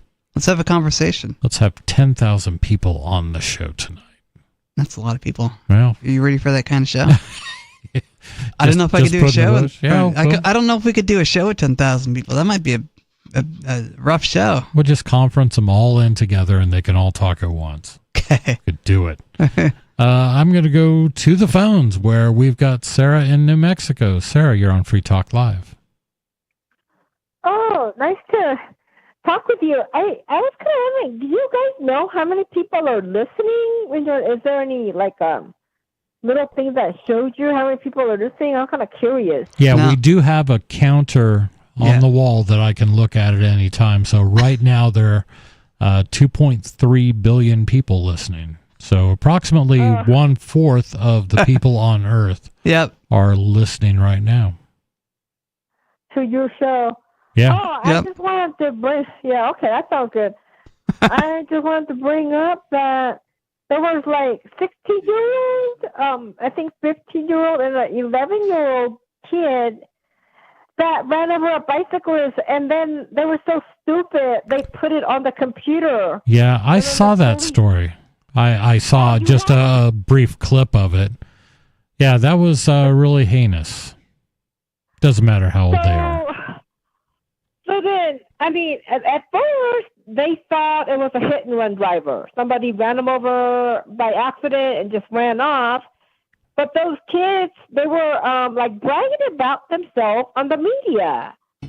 So Got to put that on your social media, man. You got to get out there and get the mad props, get the likes, get the clicks. So that's the reason why they got caught. Isn't that kind of stupid? I mean, but I was told that they had this thing going on that some kid put it up on the web a couple of years ago that they did in other states. Yeah, they weren't the first ones to do it, where they would. And this was a bicyclist, right? Yeah, you would bump into a bicyclist, knock him off his bike, and I don't know. It's to me, it's not something that you want to do. Why would you hurt somebody else? Why would anyone voluntarily hurt someone who's minding their own business? I'll defend myself. It was a real waste because this man was an engineer, and he was an elderly person, 63 years old. Easy. You can't, it's like crimes against a senior citizen. Cut it out with that. Come on. No, but still, isn't that a higher crime? And then what a waste to society. I mean, all the education that he got that can help the people and the other people, and then the kids were just having fun. So it's like it's something to brag about on social media. That what did they accomplish? Like, what did they do all this? But I don't understand it. It's supposed to be like a dare or something. But these kids actually killed the guy. He didn't just hit him and knock him over like the other one, right? So yeah, it's.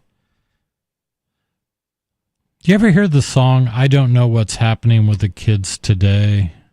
I've heard that one, yeah. I'm trying to pull it up real quick. And we've been asking ourselves this question for probably the last couple hundred years in this country. Everyone wants to know what happened to the kids. Why are they so strange? We don't get them. Yeah, Labby Cifro, which was, I think, a 70s, early 70s, late 60s song. Huh. But yeah, we're always trying to understand why this, whatever the latest, youngest generation, why they're doing these stupid and thoughtless things. But that seems to be part of what happens with people coming of age. And I don't know. I know that there's nothing more reprehensible than injuring someone who can't defend themselves. You're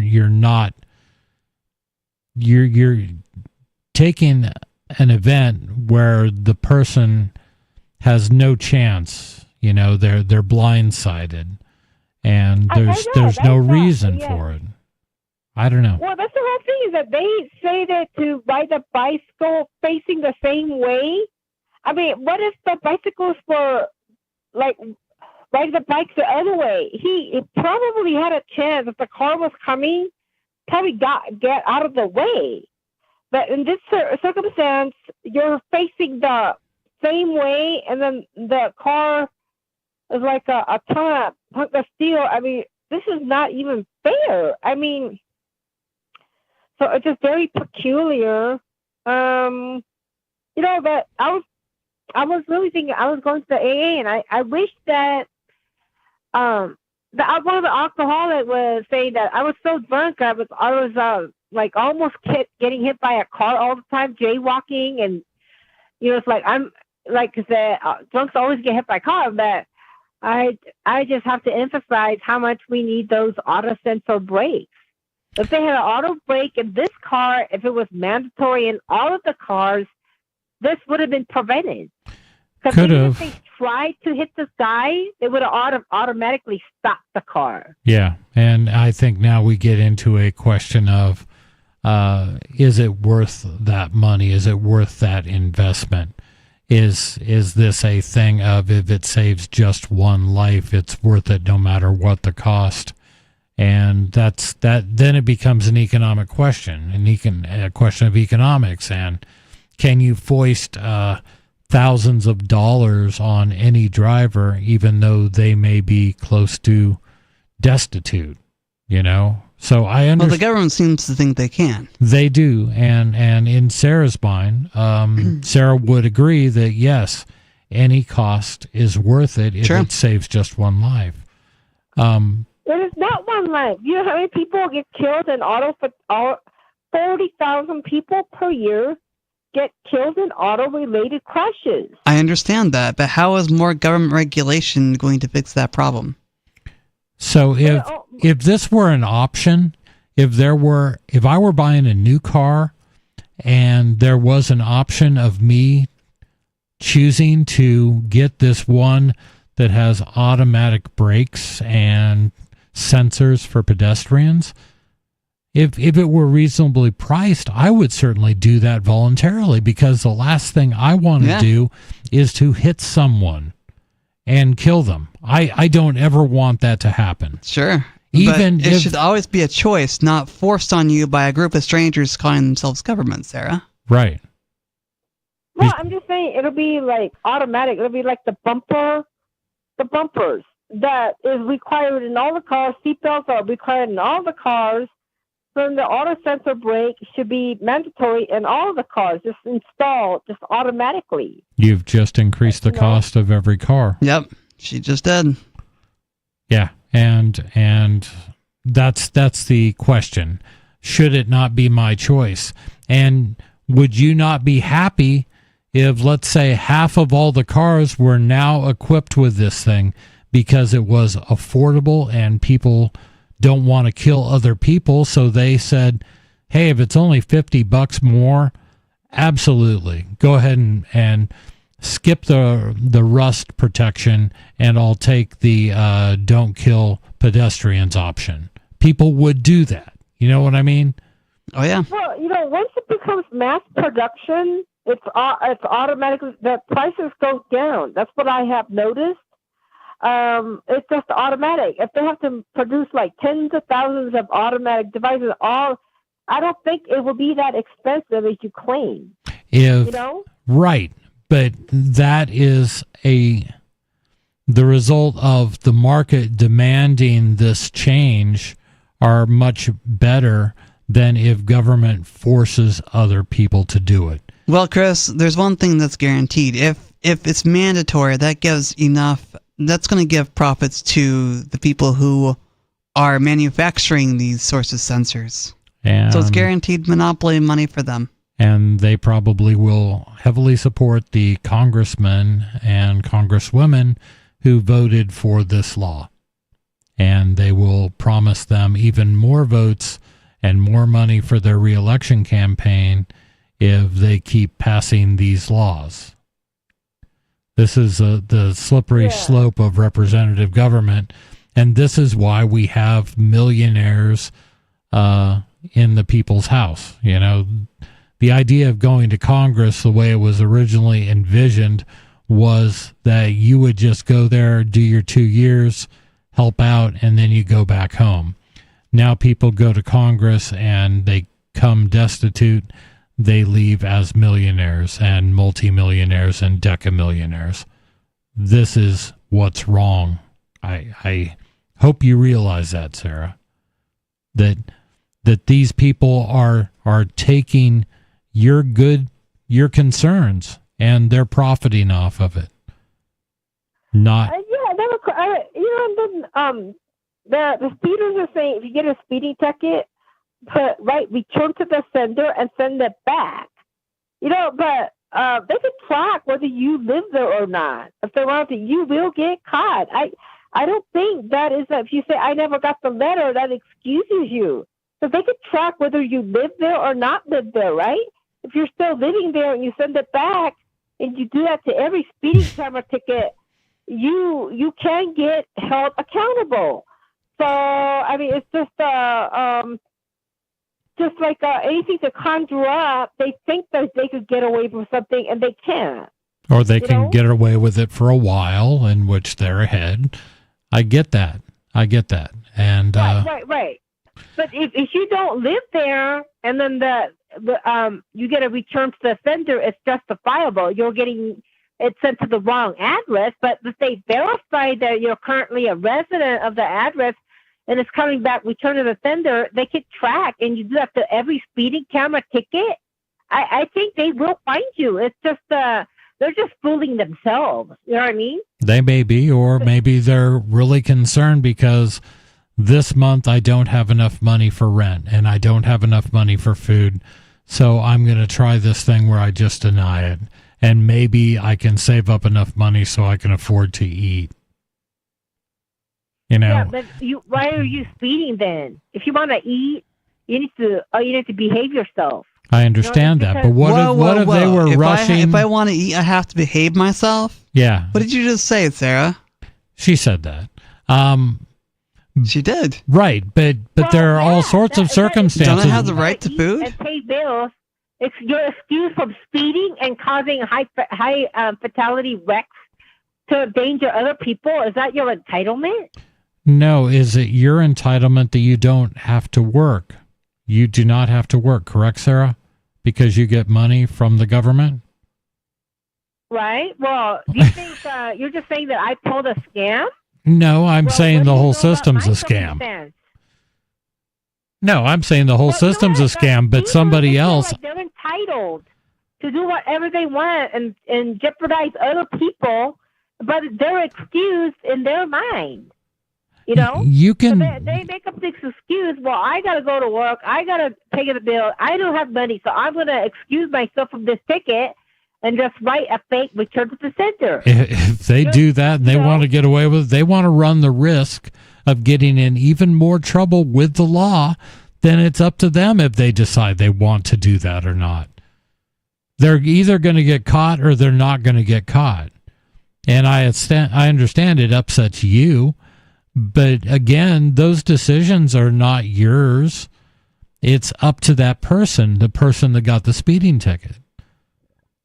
See what I mean? Well, you know, eventually you'll have to pay up. I mean, you can't keep doing that forever. Well, 100 speeding ticket and send it return to the sender and think that you're going to get away with it. I would ask you the same question, though, Sarah.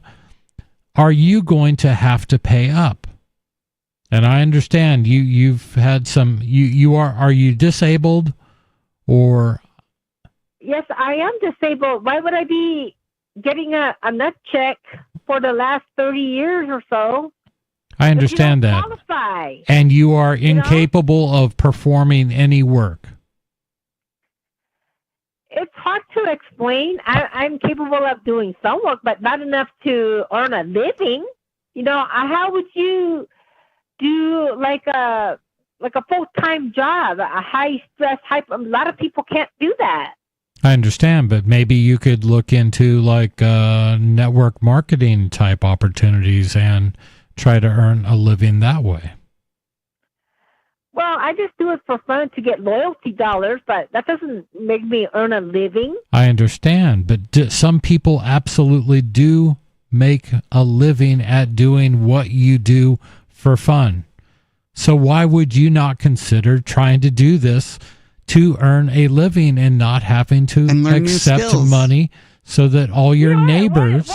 What does this have to do with speeders that demolish our bus stops? You're saying they have to pay. They have to pay and behave. They have to pay and behave. And I'm simply asking you to look at that also. And I have no doubt that there are listeners to this program that listen to your calls and go, Sarah doesn't even work. Well, so why is she telling everybody else that they have to pay? I'm letting people know that the speeders demolish bus stops, and one day it disappears, and where do the bus stops go? You know, because it causes havoc with the community. I think that is a worthwhile work. And you guys have a good night. Well, no, Sarah. I'm having a conversation with you, and we always allow you to talk about the things that are she hung up on me. Well, I tried to get a little bit of a conversation there going. Yeah, I mean, but I just did want to address the elephant in the room, which is that Sarah hasn't worked in 30 plus years, and it kind of bothers me when she says these people need to pay. They need to pay for whatever it is. Yeah. For, if they came up with some scam where they say return to sender when they get a speeding ticket in the mail and it works, then that's their choice. But Sarah, you have to be a little introspective and say not everybody has the opportunity to live for 30 plus years with no income. Essentially, no. I mean, I've lived on SSI and I understand what that's like, but my goal was to use SSI not as like a way to live, but a means to an end to get off of SSI. Right. Like at the time I was going to school and doing things like that to try and get myself off of SSI because I didn't want to live on SSI. I couldn't get married living on SSI. That'd be so absurd and so rude to my wife to do that.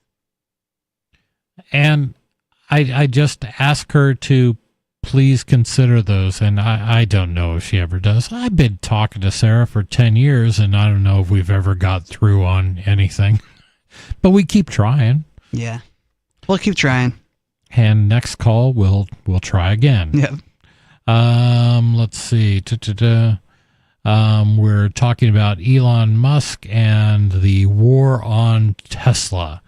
Let's see. The U.S. Federal Bureau of Investigation says it's investigating a series of alleged incidents across the country in which, quote, Tesla charging stations and dealerships were damaged, unquote. On Thursday, Attorney General Pam Bondi highlighted several charges against 3 people accused of throwing Molotov cocktails at Tesla vehicles and, in at least one alleged incident, writing profane messages against President Trump, unquote, near Tesla charging stations, among other crimes. So, first of all, writing profane messages against President Trump, you are vandalizing. I mean, if you're doing it on private property, yeah, you are vandalizing that property, but, it's still freedom of speech. Yeah, it doesn't matter. Well, it's not freedom of speech. It's not a freedom of speech issue. It's an issue of defacing someone else's property. Right. It doesn't matter if it said President Trump or I don't like Santa Claus. It's still defacing property. Yeah. Quote, I let this be a warning. If you join in this wave of domestic terrorism against Tesla properties, the Department of Justice will put you behind bars, unquote, Bondi said in a news release detailing the arrests which were made over the last several weeks in Oregon, no surprise, Colorado, and South Carolina. Civil liberties experts claim treating alleged attacks against Tesla cars and infrastructure as terrorist activity could give federal and local law enforcement broad authority to surveil people protesting Elon Musk's role in the government. No argument there. They will likely use this as an excuse to surveil people because Indeed. they will use anything as an excuse to surveil people. Just like, when the Reichstag was bombed, they used that as an opportunity to surveil people, and people just went along with it. It's okay. The government can see my phone calls and my letters. I don't want to say anything too upsetting to anybody, so maybe the government should tell me what to say. I would like to know how many people were surveilled for knowing someone that was at the January 6th. That's entirely possible. Yeah, I have no doubt. I don't agree with the J6ers' actions, but, I don't either. But I don't disagree with them either. Yeah, in some respects, I may not disagree with them either. I just think, taking over the government's a stupid idea. Well, it is a stupid idea, but going into an open door that's being held open for you by a park policeman to go Allegedly. into the Capitol, which happened. I mean, that really did happen, where you just walked through and then have all of your contacts be surveilled to find out if you were a quote-unquote terrorist. They're going to absolutely do the same thing against anyone who has said probably anything about Trump or Tesla or Elon Musk. The terrorism designation could also allow Musk and Tesla executives to access information authorities uncover in their investigations. Bondi's announcement comes ahead of hundreds of grassroots, quote, Tesla takedown, unquote, events protesting Musk and his influence in Washington that are scheduled to take place at Tesla facilities across the U.S. this weekend. The demonstrations have multiplied since they began in mid-February, with some attracting hundreds of people each. Wow, hundreds. So you're not really getting the turnout that you may have hoped for. Most of the protests have been peaceful, and the organizers of some of them have said that they don't endorse property damage, but they are happening amid a surge in a string of alleged arson and vandalism cases targeting Tesla dealerships and charging stations, including one in Las Vegas Tuesday morning, as well as others in Colorado and Boston. So I'm hearing about these things. I'm seeing pictures of Tesla, what I really like, this was on social media, I think on Facebook, but somebody had just posted.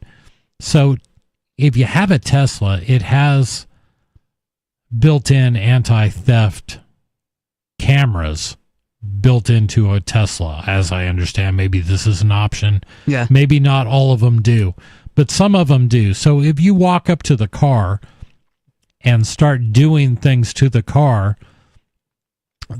is filming you. So it's literally filming people in the act of defacing Teslas. Yeah. I don't know how you're going to get out of that one. But the point is, it's not your property. Don't mess with it. I agree. It's not my property. I'm not going to mess with it. 603-283-6160. Give us a call. It is Free Talk Live.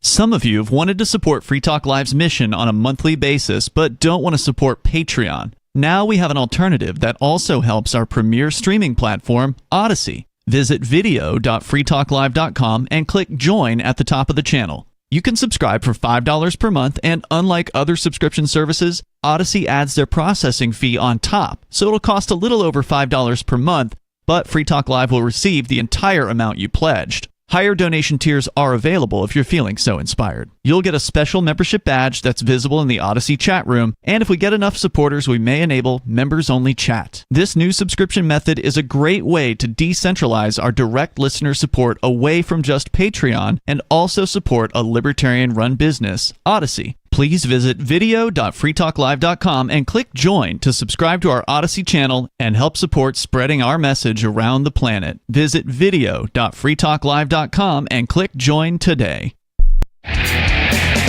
Protection. Eleutheromania. The insatiable desire for freedom. Filibuster. Police state. It's the new 3-song heavy metal EP from Captain Kickass. Available now on your favorite music app or get it directly from CaptainKickass.com. If you want to know the latest about Free Talk Live before we go on the air, all you need to decide is how you want it delivered. It's your choice. Visit news.freetalklive.com to receive our usually weekly news updates by email. Plus, we have a Twitter account at twitter.freetalklive.com, and you can follow us on the decentralized Mastodon platform at toot.freetalklive.com. So please follow us at toot.freetalklive.com and sign up for our emails at news.freetalklive.com. You're listening to the live edition of Free Talk Live. Hour number 3 is next after the news here on the Liberty Radio Network at LRN.FM. From Feature Story News in San Francisco, I'm Ira Spitzer with a look back at some of the week's top stories. Hundreds of people were killed in Israeli airstrikes in Gaza after the collapse of the ceasefire between Israel and Hamas. Tel Aviv says it's carrying out the strikes because Hamas rejected proposals to extend the ceasefire agreement. Hamas called the attacks a blatant violation of all international and humanitarian conventions. FSN's Giles Gibson has more from Tel Aviv. The Israeli military has carried out some airstrikes inside Gaza since the expiry of the first phase of the ceasefire agreement. But really, these strikes that started in the early hours of Tuesday local time were on a completely different scale. International aid workers have described being woken up by loud explosions which shook the buildings that they were in. And then as dawn broke, hundreds of people started turning up at hospitals inside Gaza, the remaining healthcare facilities inside the enclave. There are lots of photos and videos circulating of large crowds outside the entrances to those hospitals. And we've also heard from the Palestinian Red Crescent saying that hospitals inside Gaza are overwhelmed. U.S. President Donald Trump says his call with Ukrainian President Volodymyr Zelensky was very good and that peace talks are on track. The pair spoke a day after Trump talked with Russian President Vladimir Putin, who said he would be willing to pause attacks on Ukraine's energy infrastructure. Within hours of that call, both sides launched fresh strikes, accusing each other of targeting oil facilities and power plants. FSN's Kate Fisher reports from Washington. Donald Trump taking a very different tone than after the last time these two leaders spoke, which was, of course, during that angry Oval Office meeting here in Washington last month. On his Truth social media platform, Donald Trump saying that most of the conversation was based on the call he had with Vladimir Putin yesterday in order to align both Russia and Ukraine in terms of their requests and needs. And he said, we are very much on track. So certainly Donald Trump suggesting that things are still going well, despite the fact that Volodymyr Zelensky was concerned after the readouts from that call between Putin and Trump yesterday. The World Meteorological Organization confirmed 2024 as the hottest year on record in 175 years. FSN's Jody Jacobs has more. Glaciers and sea ice are rapidly melting, contributing to a rise in global sea levels. The number of tropical cyclones, floods, droughts are also increasing in number and size. These worrying trends are all contained in the latest UN report on global climate, and which the WMO says is contributing to worsening food crises and fueling massive economic losses. The World Meteorological Organization says the report's findings are a wake-up call, and that the record-breaking global temperatures in 2024 were primarily driven by increasing greenhouse gas emissions. And projections suggest these temperatures could just get worse if the world isn't able to significantly reduce emissions. Jody Jacobs, New York. U.S. President Trump signed an executive order on Thursday fulfilling a campaign pledge to dismantle the nation's Department of Education. President Trump will need help from Congress to make that a reality, but he has already taken steps to reduce its authority and has cut much of its workforce. FSN's Mitch McCann reports. Despite polling showing that dismantling the Department of Education is an unpopular move, it remains a key campaign pledge Mr. Trump hopes to act on as he plans to give more power to state governments. According to USA Today, Mr. Trump's executive order will also call for the uninterrupted delivery of services, programs and benefits on which Americans rely. The idea of closing the department isn't new for Republicans, with efforts to close it dating back to the 1980s. However, the push has gained steam in recent years due to what many in the party view as progressive agendas being taught to children. 50 million school kids attend public school in the US. While the majority of their funding comes from states and municipalities, the federal government accounts for around 10% of total school funding. Mitch McCann, New York. London's Heathrow Airport was closed all day on Friday after a fire at a nearby electricity substation that provides it with power. Heathrow is Europe's busiest airport, and hundreds of thousands of passengers have been affected, with disruption set to continue for days to come. Those are some of the top stories from the past week.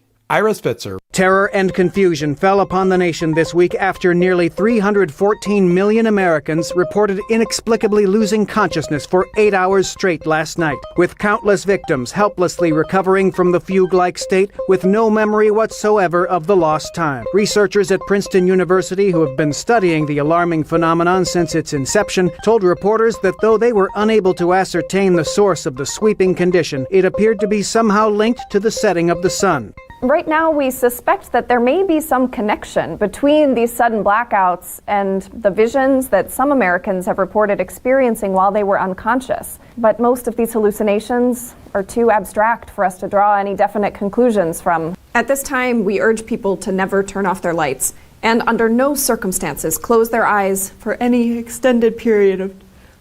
Oh, God. It's happening again. This is the Onion News Network. You can stick it to the man and big tech. Join our FTL social mastodon at social.freetalklive.com.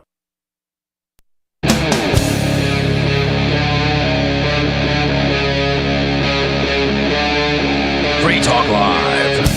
It is Free Talk Live. 603-283-6160 is the number to call to get on the air to talk about what you want to talk about. Otherwise, we're going to talk about what we want to talk about, because that's what we do when we don't have callers in studio. It's myself, Chris. Me, Bonnie. And Riley. And thank you for tuning in. Riley, you had something you wanted to talk about? I do have an announcement, actually. So, on April 20th, which is going to be on Easter Sunday this year. So that's 420? Yeah, that's 420. 420, okay. I'll be holding a cannabis rally at the New Hampshire State Capitol in Concord. Nice. So, come out, and we'll either have some cannabis or we won't, and we'll talk about cannabis decrim. What day of the week is that? Do you know? That'll be on Easter Sunday. Oh, again, I think that Praise happened the Lord. a couple years ago, because everybody was doing Easter memes with Snoop Dogg in them. Yeah, I think that was a thing. So if archaeologists actually went to Jerusalem, went to the Holy Land, and they were digging around, and they opened up this cave, and they found the body of Christ, would that negate Easter if it turned out he really didn't rise? How would they know it's the body of Christ, though? Well, maybe a name tag. Maybe he's got a little pin that says, "Hi, I'm pretty my sure name most is Jesus." Christians would say that was a psyop to put a fake body they there. would. And They I'd probably agree with them. If we just found, and it says right here, Jesus of Nazareth. But what if it was like a Century 21 pin, and it said, I don't know what that is. I'm thinking a great Halloween costume would always have been Jesus Christ, the real estate agent. I always wanted to do that for Halloween. Never did hilarious. Yeah, I guess. But, if they did find the body, that would kind of throw a wrench in the whole religion. It really thing. would. But, it would. I can't help it that the 420 is landing on Easter this year, so. Yeah, and one of the first things I did when I moved to New Hampshire was actually attend a 420 rally. I was amazed at the number of state representatives that were there partaking. So if you just moved to New Hampshire... I forgot that those people are supposed to be high and mighty when you don't live in New Hampshire. Yeah. Well, when or, you don't... a big name and you never see them smoke weed. It was just pretty funny because I'm I knew a couple of them by that point. I'd been here for a couple months, and I was like, there's that guy. There's that guy. Oh, they're partaking. They're all smoking weed. That's great. A bunch of them are my age now. I think that the guy, Jonah Wheeler, that's a Democrat, but he dissented from the Democrats the other day, and he I guess he only got verbally assaulted this time, but he's been physically assaulted. Wow. He's younger than me. Yeah. Because I'm so young. It's pretty crazy. Back then, we had a few, and I'm going back a decade plus, in New Hampshire, we had a couple libertarians that were state reps. It was less than 10 who were what I would call liberty-friendly representatives at the State House. And now the numbers are crazy. I'm hearing people talk about 100 plus representatives that are liberty friendly, and that's a huge number, and it's showing up in our legislation. So active, the people who came as part of the Free State Project are taking an active role in government, and that's kind of interesting. Some people want to take an active role in government to change things around. I'm not a huge and some people fan. don't. I get that, and I don't fault either side. I have a natural distrust of government and a distrust of, but seeing people who are actually moral and are doing things that support the things that I believe in, I'm kind of okay with that. The thing that Jonah Wheeler, the Democrat, dissented with the other Democrats over, it passed really easily in the House. It still has to go to the Senate and then the governor. And this was? And it was, I don't know the number, but it was the Parental Bill of Rights. And oh, yeah, I heard about this. It does multiple things, but one of the things it does is it used to be legal and totally fine in New Hampshire for teachers to basically, I don't want to be sound like an uneducated person and say, teachers were transing your kids, Right. but they were affirming kids' identities as opposite gender from biological sex without the permission of the parents and actively keeping it from the parents. Yeah. And they were able to claim, well, I'm afraid for this child's safety. And that should never, no government employee should ever be doing something like that. And it's not just about trans issues. It's about no government employee should be giving a kid tomato soup and saying, I know your parent doesn't want you to, but I know you want it. Right. And I fear for your safety if your parents find out you're eating this tomato soup because you're not allowed to have it. That should never happen. So that is only a plus in my opinion. What should never happen is governments having anything to do with your responsibilities that you want to assert in how you raise your child. Mm-hmm. And they do it all the time. This is a common story, and it's not just in New Hampshire, of course. It's across all the states, and this is one of the things that kind of galvanized the right, and I think attributed to Trump's win. I mean, this is something that Democrats were not okay with either. You know, if they weren't completely pro-trans, they had a problem with teachers taking their parenting out of their hands and saying that this won't stand. I kind of say that because if you read any polling or anything about Democrats, they will be overwhelmingly in support of trans rights. But I think this second Trump election win was a lot like the first one, where a lot of people didn't really say. They lied to pollsters. They lied to their friends. They said, yeah, but I really don't like my kid getting all this trans education when I didn't initiate it and I don't approve of it. And I could be wrong on that, but probably not far off. Well, I mean, I think lots of the Democrats had to have voted with the Republicans on this one because of how well it passed. But Jonah Wheeler was the only one that went up and spoke. And the next person went up and basically, I feel like it was insinuating that he was like on the wrong side of black people because Jonah Wheeler is black. I mean, that's how I would describe him. Okay. And the next person that went up after Jonah spoke and they all booed him and stuff. Actually, I don't remember if they booed him then, but anyways. After Jonah spoke and all the Democrats were pissed, the next guy went up and he did a thing that was actually not okay. He was like rushing towards the pulpit before Jonah was out and he got yelled at for it. He was like, that's not, the main guy was like, that's not allowed. You can't rush towards the pulpit when somebody else is already in it. I don't know if they call it pulpit, whatever. Sounds like a church thing. It does. But then Well, government it is a religion, so. Yeah. So the next guy went up and just said, isn't this just like Jim Crow laws? And isn't that just the same as Jim Crow laws for black people, Jonah? And then like when Jonah took the pulpit or whatever again, he was like, there is absolutely no comparison between being black and being trans. And I was like, that's honestly really like brave of him to stand up and say, because a lot of people will get mad at you for it. In fact, everything he said, it was like brave of him to say, because he was like, he's literally already been assaulted over it. And as soon as it was over, the people, I thought it was the other state reps, but somebody who was there corrected me, said all the people in the gallery that were watching, they started screaming shame at him. And it's insane. I mean, they're out of their minds. There's also a picture of 3 of them, like one that is a trans person, one that I don't know, and then one that used to claim to be a trans person and now calls herself an ally. It's like she looks like a girl, and I think she used to be like non-binary, but then got bullied out of it because people were like, you just look and act like a girl. She's like, fine, I'm just an ally. A state rep named Alessandra Murray, I think. It was a picture of the 3 of them like consoling each other, all crying after the vote.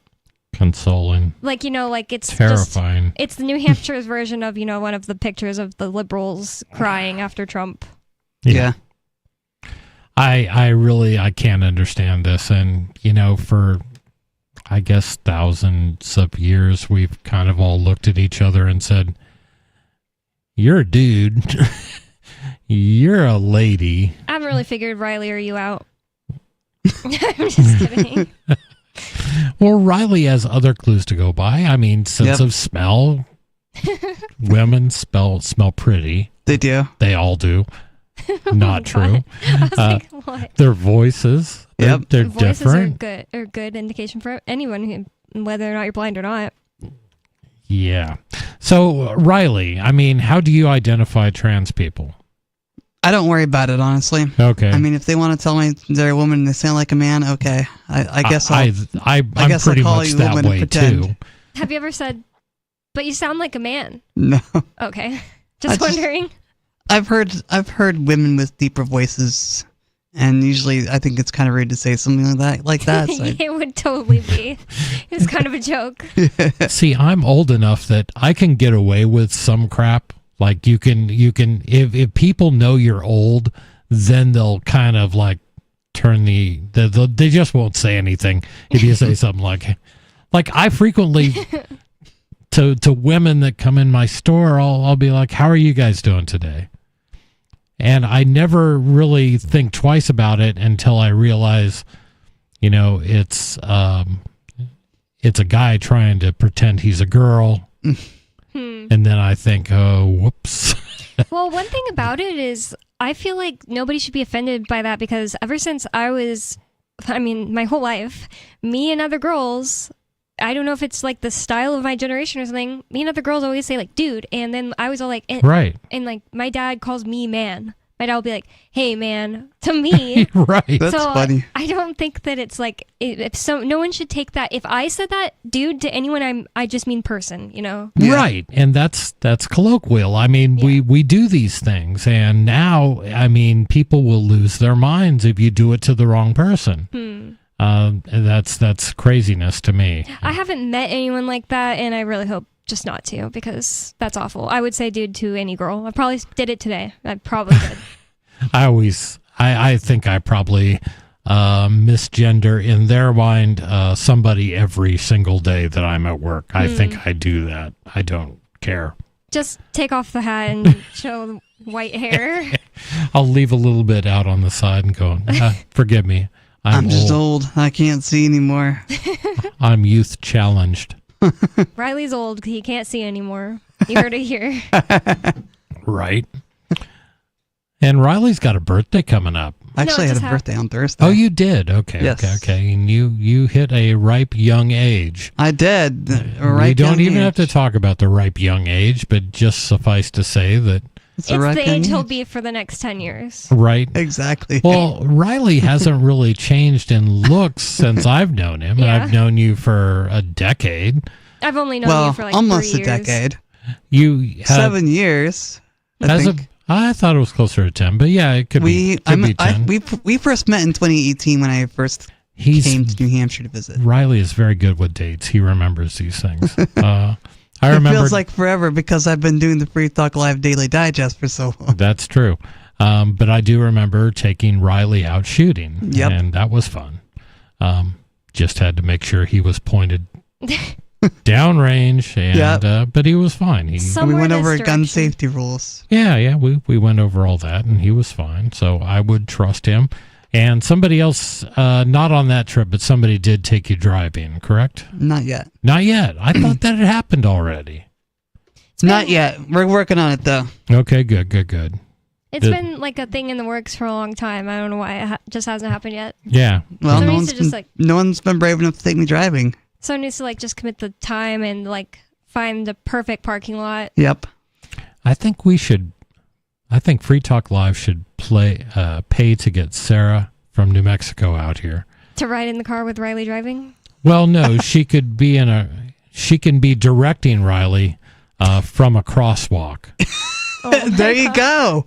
That would be That'll perfect. make her feel safe. That way I don't run her over, because I don't want to run Sarah over. Right? I know this. She's a frequent caller. She makes the show. She does. She doesn't want anything for nothing. She doesn't want something for nothing. No, I know that. Well, we'd have to insist on she would perform some show spots and some breaks and do some stuff for the show. We were talking about Elon Musk identifying the 14 computers that the Treasury Department uses as magic money machines I heard to about this. generate. Yeah, we talked about it last segment. I heard about it just a few days ago because my friend was like, I was right. And he was saying that he's always said that whenever he hears about some, like Fed that goes around doing Fed stuff, especially somebody who, like, he meets that's really rich, and then he is like always, he's suspicious of them. Right. But like if those two criteria are there, like it's a really rich person, and he's like, is this a Fed who's like a plant? He said he's thought of before. I bet the government can just print you up like a fortune, and then here you go. You go play the character of this rich guy, and sure, here's your business to run, and really it's just like a Fed, and that is totally possible with these magic computers. Magic money machine computers. I'm guessing that these computers are capable of printing T-bonds. So when the government needs money, it creates T-bonds out of thin air, and those T-bonds enter the market. They're bought up by whoever buys U.S. debt, and that's how money is created out of thin air. And keep in mind that the Federal Reserve can purchase T-bonds too, so they can give dollars back to the U.S. government for those T-bonds. For whatever reason, the question becomes, and this is one of the things we talked about, this is from wolfstreet.com, who holds the ballooning U.S. government debt even as the Fed and foreign holders unloaded treasuries in Q4? So we kind of alluded to this. We were talking about the government debt, which now stands at $36 trillion. And who's going to hold that? Who's going to buy a T-bill and wait up to 20 years for it to mature? Is the faith in the U.S. going to continue for these people? And it's way less of a return than if you just bought Bitcoin. Absolutely. Or even gold. Everything on earth is way less than if you would have bought Bitcoin. There's never been a investment possible. Okay, so I said this once, and this person I know was like, what about the purchase of Alaska?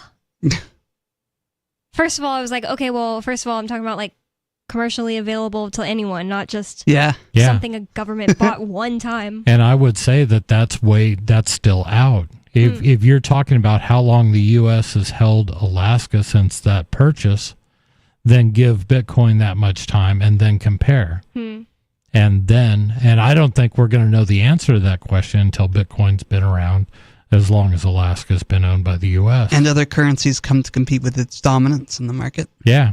Well, I mean, it's going to be interesting to tell. But this is a question about just U.S. debt. When the increasingly ballooning U.S. national debt reaches $36 trillion in January,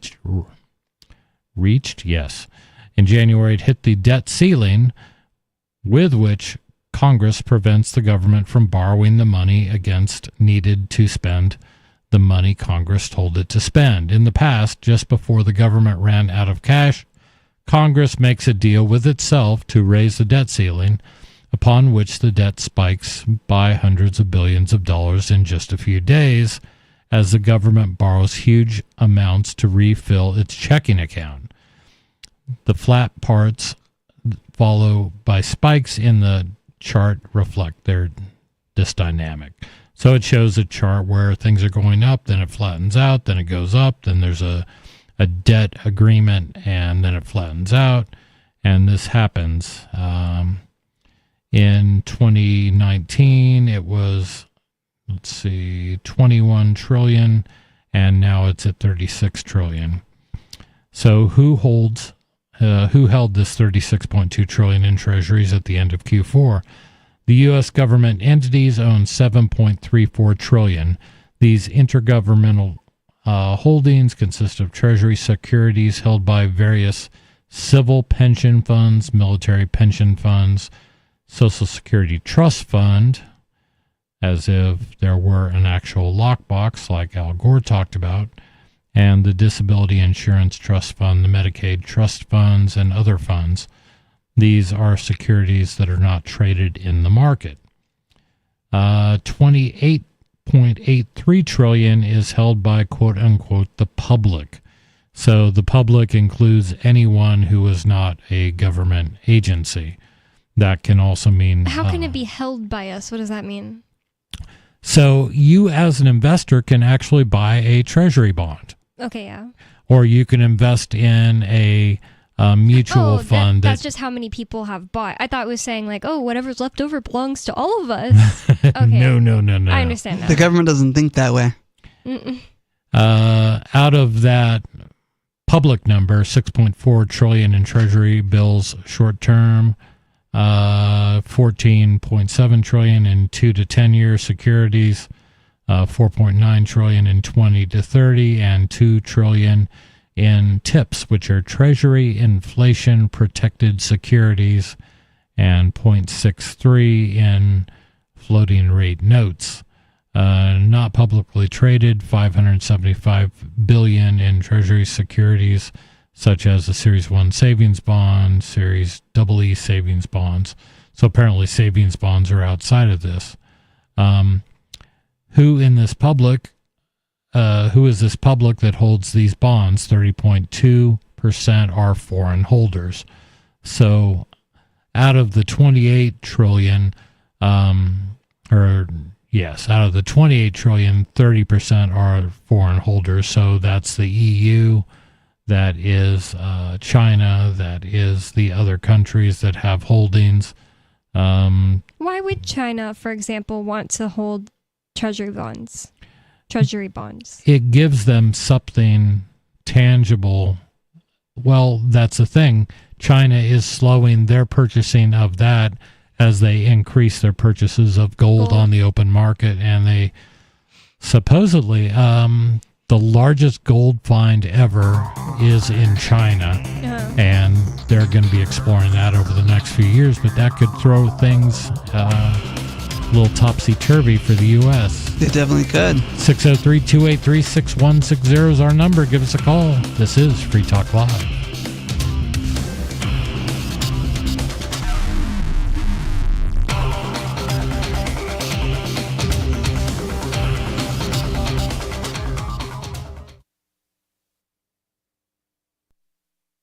This hour of Free Talk Live is brought to you by Dash Digital Cash. Dash is the cryptocurrency designed to be used for spending.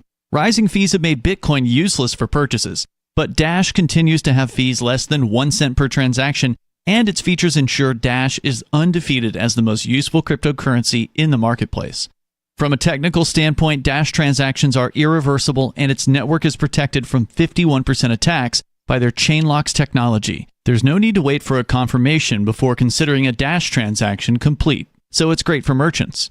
Dash is one of the oldest cryptocurrencies and is widely available on exchanges, including the decentralized Maya protocol, and in multi-crypto wallets. It's easy to get and use Dash. Start by learning more at dash.org. Big thanks to the Dash DAO for sending us 32 Dash per month to promote Dash on the air. Visit dash.org to learn about Dash. Dash.org. From Feature Story News in San Francisco, I'm Ira Spitzer with a look back at some of the week's top stories. Hundreds of people were killed in Israeli airstrikes in Gaza after the collapse of the ceasefire between Israel and Hamas. Tel Aviv says it's carrying out the strikes because Hamas rejected proposals to extend the ceasefire agreement. Hamas called the attacks a blatant violation of all international and humanitarian conventions.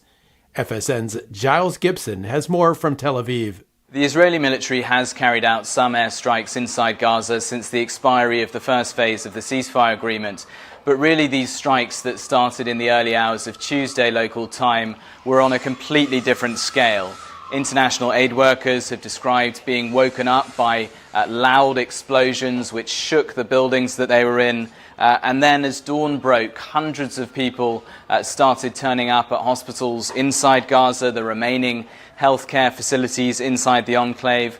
There are lots of photos and videos circulating of large crowds outside the entrances to those hospitals. And we've also heard from the Palestinian Red Crescent saying that hospitals inside Gaza are overwhelmed. U.S. President Donald Trump says his call with Ukrainian President Volodymyr Zelensky was very good and that peace talks are on track. The pair spoke a day after Trump talked with Russian President Vladimir Putin, who said he would be willing to pause attacks on Ukraine's energy infrastructure. Within hours of that call, both sides launched fresh strikes, accusing each other of targeting oil facilities and power plants. FSN's Kate Fisher reports from Washington. Donald Trump taking a very different tone than after the last time these two leaders spoke, which was, of course, during that angry Oval Office meeting here in Washington last month.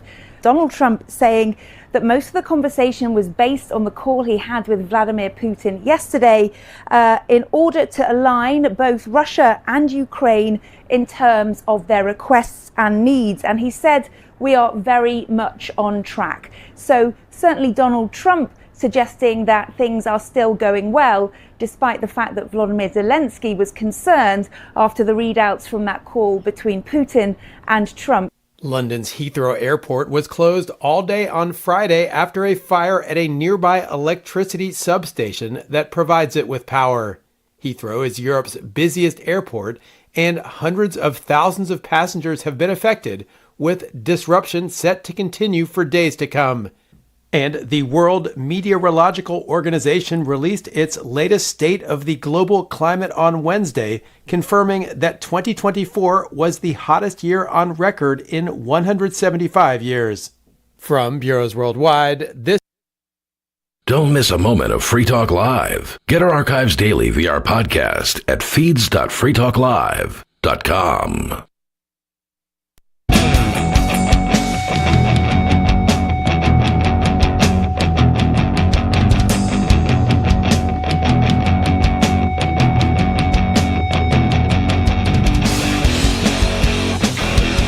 It is Free Talk Live.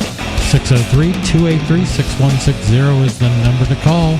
You still have time to get on the air to talk about what's on your mind. We like to hear that. We like to have open phones radio because that gives you a chance to talk about what's important to you. If it's important to you, it might be important to somebody else too. Then again, it might not be. But either way, you're free to call us. Again, 603-283-6160 in studio. It's Chris. And Bonnie. And O'Reilly. And we've been talking about Elon Musk talking about magic money machines. We talked about who actually owns the debt, that whole $36.2 trillion that the U.S. has on its gigantic credit card. I suppose that's what it must be. It must be a huge $36 trillion credit card. I'm guessing so. Or maybe they just overdrafted their bank account by $36.2 trillion. I wonder if they get a letter in the mail. That's a good question. I wonder that too. They do have to pay interest on it, which makes it pretty much unpayable. It's too much money that we could ever pay back with the interest. The interest in the debt is now more than we spend on defense. And keep in mind, the U.S. spends as much as the next 9 countries. We spend more than that just ourselves. Yet we're not at war because we don't declare wars anymore. So we're not at war. We're just bombing the ships in Yemen or whatever. Yeah. We're just bombing the ships in Yemen because they bombed us first. And that was one of the things that Republicans love to brag about, that Donald Trump did not go to war during his administration, his first administration. They love to brag about that. But he didn't start any new wars, that is. He didn't start any new ones, but he was active in existing. And he's also really trying to fan the flames with Iran. Oh, they've been doing that for years. Yeah, but he stepped it up. He straight up said that they're trying to kill him or something. I forgot. I listened to Alex Jones talk about it. Alex Jones thinks that they, quote unquote, are going to let anyone, kill Donald Trump so that way they can blame it on Iran, and then the next president, say it's Vance, leads us into war with Iran, and everybody's like, for Trump. Isn't that terrifying? That is kind of terrifying. It is terrifying. And Alex Jones is never wrong. Never? I don't know. Alex just been wrong about a lot of things, too. Do we ever find out, was there anything conclusive about the gay frogs? Yes, there actually is. Okay, the there thing is. like, that one was true. saying that they're gay is like simplistic, but it changes their like secondary sex characteristics. I don't remember what it was in the water. Maybe it was, I get it. He kind of dumbed it down for the American public by saying gay frogs. Yeah. Because everybody Turn the understands freaking what a frogs gay gay. frog would look like. Yep. It would be stylish. And we're going to move on to Argentina for a bit. Malay's inflation miracle distorted by obsolete items in index. This comes to us from Bloomberg. Malay, I mean, I give the guy a whole lot of credit. Me too. He's done a lot of work in Argentina. And he is unapologetically libertarian. He continues to talk about libertarian issues. And he continues to implement things that perhaps a libertarian would do. Yeah. So his whole goal is I just. haven't even heard a bunch of like libertarian who want everyone to fail reeing about him in a while. You know, like at the very beginning, there was a bunch of these like libertarians who were like, I don't like him because he's not libertarian enough because of this or that. And honestly, Scott, who came on the show multiple times to talk about Javier, he had answers for all of it. Like it either wasn't as it seemed, or it wasn't his fault. You know, like he hasn't done anything egregious. Like, oh, he did this thing is totally not libertarian. Whoa, we need to be like right. He didn't do away with all taxes day one or something like that. So I haven't heard any new arguments like that, though. Like, I haven't heard anybody saying, like, oh, look what he just did. How's your libertarian president now? I haven't heard that in a while. Yeah, so this is probably, we'll get into this article and find out if it's just another hit, but I can kind of see, well, I'll let you guys. Malay's inflation miracle distorted by obsolete items in index.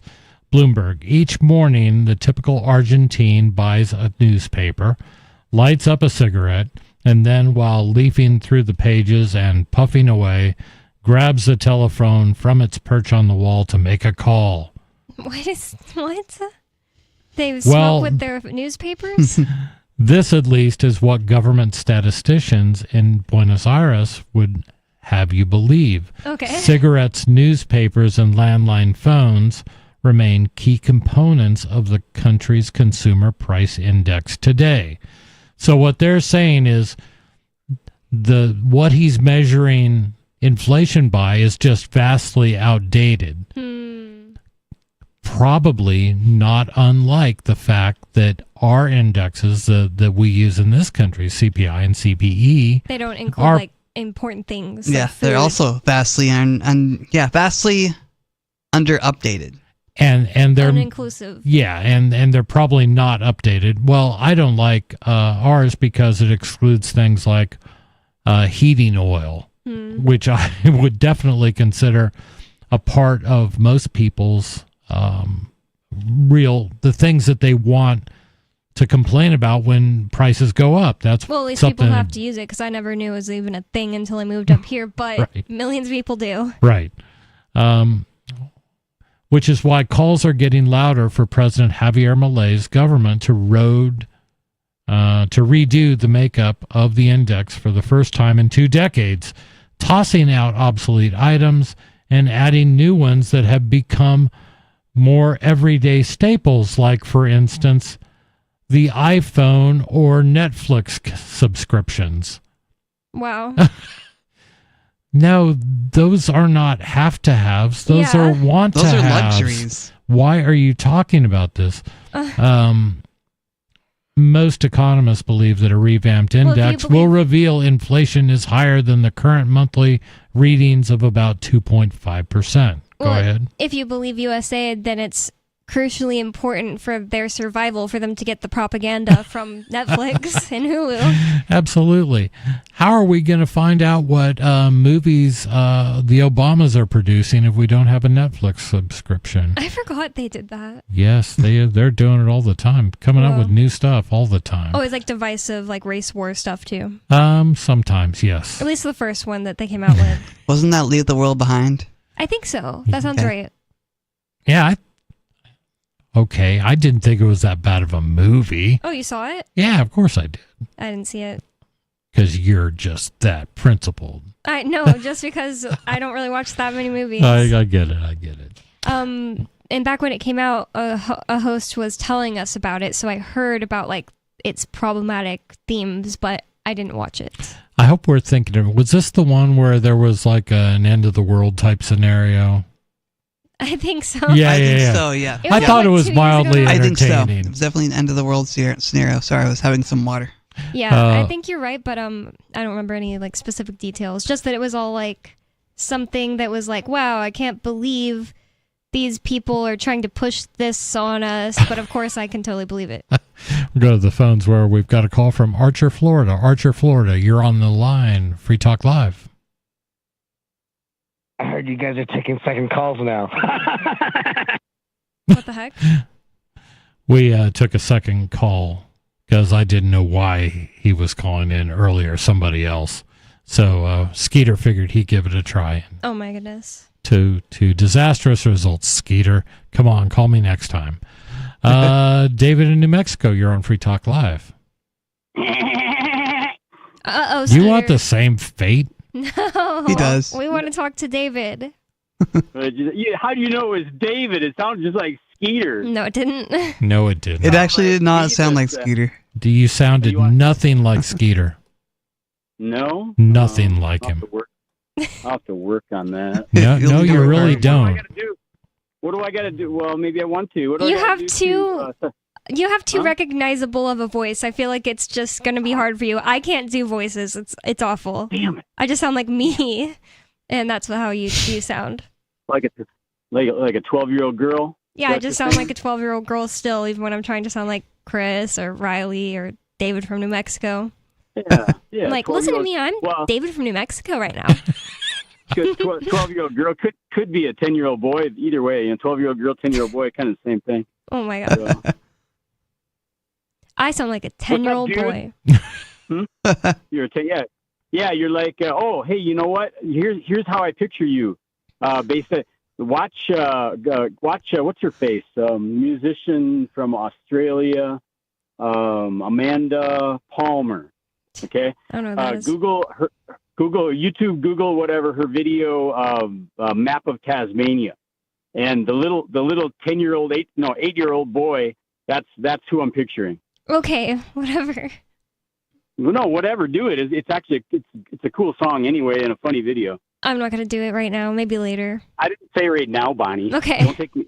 You talk to Bonnie. I'm Googling Amanda Palmer. Does he have anything more interesting to say about something than there's this little boy? I do. I finally got a girlfriend that'll drink my bathwater, Bonnie. Whoa. Why would she How do do you like that? that? Why would she do that? Because I didn't put a dish out for her, so I'm like washing up. I'm washing Is this a cat? up, and I feel this little soft fur against my butt cheek, and I look down, and there she is drinking my bathwater. Is this a cat or a deer? No, she's a real rat. Oh, a rat. Okay. She comes out. Every night she comes out and hangs out on my pillow. Were you actually in the bath when it came and started drinking the water? Yeah, I have a correction. I have a correction. Lori and I were disagreeing about something. I have one too, but we probably shouldn't talk about it on family radio. Listen, I have a correction.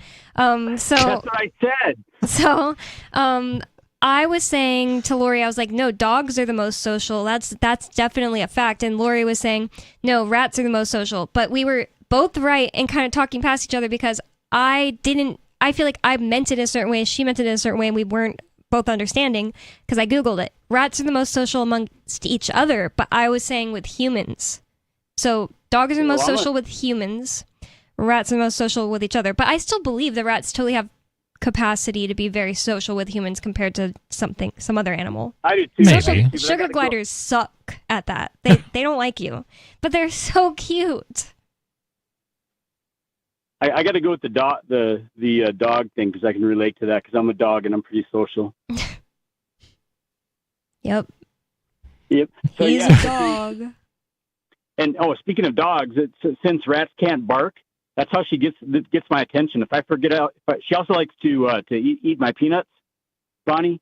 But if I forget to put them out, if I forget to put out for her, then since she's not she can't bark like a dog. Peanuts. And she can't meow like a cat. and you can't hear her sneak up on you. I was gonna say, doesn't it squeak? No. Well, I suppose she could, but she just don't. I mean, when's the last time you heard a rat like? I don't have rats all over my house. Sleeping on my pillow. Well, close to it, considering everybody you hang out with. It's pretty darn close. I have a little rat dog, but he definitely talks. There you go. So, but anyway, what I was getting at is the rat's footy steps. You can't hear them. You can't hear them walking up on you. I'd be afraid to step on them. Huh? I'd be afraid to step on them. Yeah. Yeah, I'm worried about that. That's why what she does is there was another time I wasn't in the bath, but I didn't notice she had come to get water and snacks, and there wasn't anything out for her. And so what she does is she comes up and she rubs against me to get my attention. That's cute. You are just flirting with this dump button every chance you get. It's like I'm hovering over it. He is. I see it right now. Riley. Even Riley sees it. Riley and I were at a friend's birthday party today, and one of her friends was telling us that she, like a human, eats peanuts with the shell. Eats what? Peanuts. I'm being very careful with the shell. Oh, okay. All right. Okay. All right. Anything? I can't imagine that. That's awful sounding. I asked, is it at least only when they're like salted? And she said, yeah, when they're salted. I guess salted and roasted. Maybe roasted changes. I couldn't imagine eating as opposed to a raw peanut out of the ground. And I don't think so. I did the same thing, Bonnie. That's weird. I mean, it's crazy. No, it's whenever she told me it, I thought maybe this is some kind of thing that happened when she was pregnant, and she was like, "Yep, I'm eating this whole peanut because I'm craving it." Like my mom wanted to eat rocks when she was pregnant with me. She didn't, but she wanted to. You to. sure? I know an Indian named Rock Eater. Wow, that's pretty cool. There would be like some kind of construction material on the side of the road whenever my mom was pregnant with me in Alaska, and she'd be like, I wish I could eat that. She must have been lacking some minerals in her diet. Yeah, that's a good point. Maybe that's why I came out Never heard of that nearly craving. blind. Maybe she did eat some of them. Like all I heard was ice cream pickles. That was kind of the that's what you normally hear. Yeah, but apparently didn't hear like road peanuts macadam and raw peanuts out of the ground. Crazy. All right, David, what else do you got for us? I had something. Now I'm trying to remember. Do you think Trump is actually trying to take down the Department of Education? And I sure hope he does. I sure hope he is. I can't really. It seems like he's not actually doing anything. Like Trump on his own can't end something in our system without Congress rolling back lots and lots and lots of things. Mm-hmm. So he's just going to pretend? You can sign an executive order, that's fine, but it doesn't end something that was brought into law under our current system. So that's going to be a big, long fight in Congress. I don't think he has a chance in hell of getting all those congressional districts that rely on tax dollars. I don't know. What do you think, David? Well, it made me remember something you were saying earlier in your program. I think it was when Jet called in and you were talking about the government this and the government that. And so let me say it one more time. It says in the directions for operating the government, yes, that you guys are supposed to like do it. Okay. And the problem is that nobody nowadays takes the biggest words, the most prominent words, seriously, where it tells you and authorizes you to make sure that it happens. So I don't like you generalizing people in New Hampshire as not doing anything. Bad, so sad, you're bad. You keep saying this. I don't think you have any idea how much we've done. But in terms of, like you have it. I still hear you complaining And if you actually were doing what it takes to be effective, along with everybody else, it's not just you. It's not just Chris. It's not Chris, but Chris and everybody else, or at least 3%. Yes, that's a good number. This is the thing I don't understand. I think that if you got a bunch of people to agree to straight up tell the government, let's do something else, and you're doing this wrong, and we're rising up against you, you'd need like a lot of people, and you'd probably have a bunch of fallout and violence from those thugs and thieves and terrorists called the government. But what is more likely and more likely to be a thing that works is peacefully disbanding, getting away from the government as much as possible and building. Okay, well there you go. Thanks for reminding me, because you were talking about with Jet. You were talking about that too. Okay, so if you did that, then what's going to happen, Bonnie? You'll have your own thing and won't be relying on them. So what? Until when, Bonnie? I don't think people are comfortable talking about. Chris the Interrupter. Wait a minute, Chris the Interrupter. I want to interrupt. I'm going to exercise my prerogative. Your question makes no sense. You can make a statement, but just asking me until when, I don't have an answer. Let me make a statement, and you can agree or disagree and rebut. Fair? Well, what happened to my statement? But it wasn't a statement. It was a question. I told you I don't know the answer. You're acting like there's an obvious answer. Okay, my statement is this. Nothing is going to fundamentally change in the United States for the better until a large group, and I'm talking hundreds of thousands of people, rise up armed against the government, against the federal government. Or they say we will not comply to the federal government and do their own thing. No, but I'm saying they're going to come with force, and these people, these mysterious hundreds of thousands of American citizens, need to be armed and need to be ready to fight. I think they need to be armed, but I don't think they need to stand up and say, we're fighting you.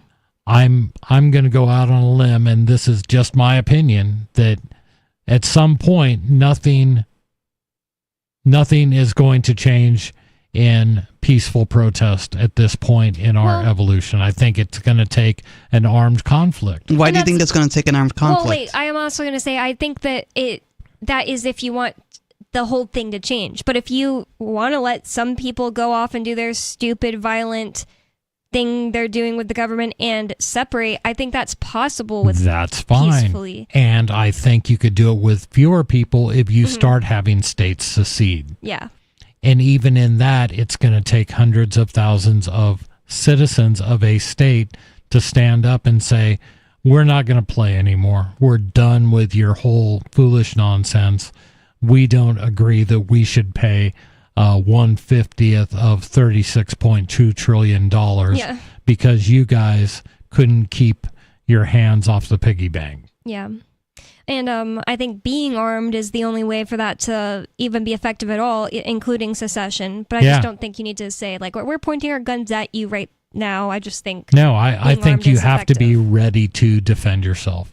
And I think that COVID only didn't get as bad here as it did in, like, Australia because we have guns. Yeah. So that's kind of an example of we had the guns, but we weren't just, like, actually, like, starting a war, you know?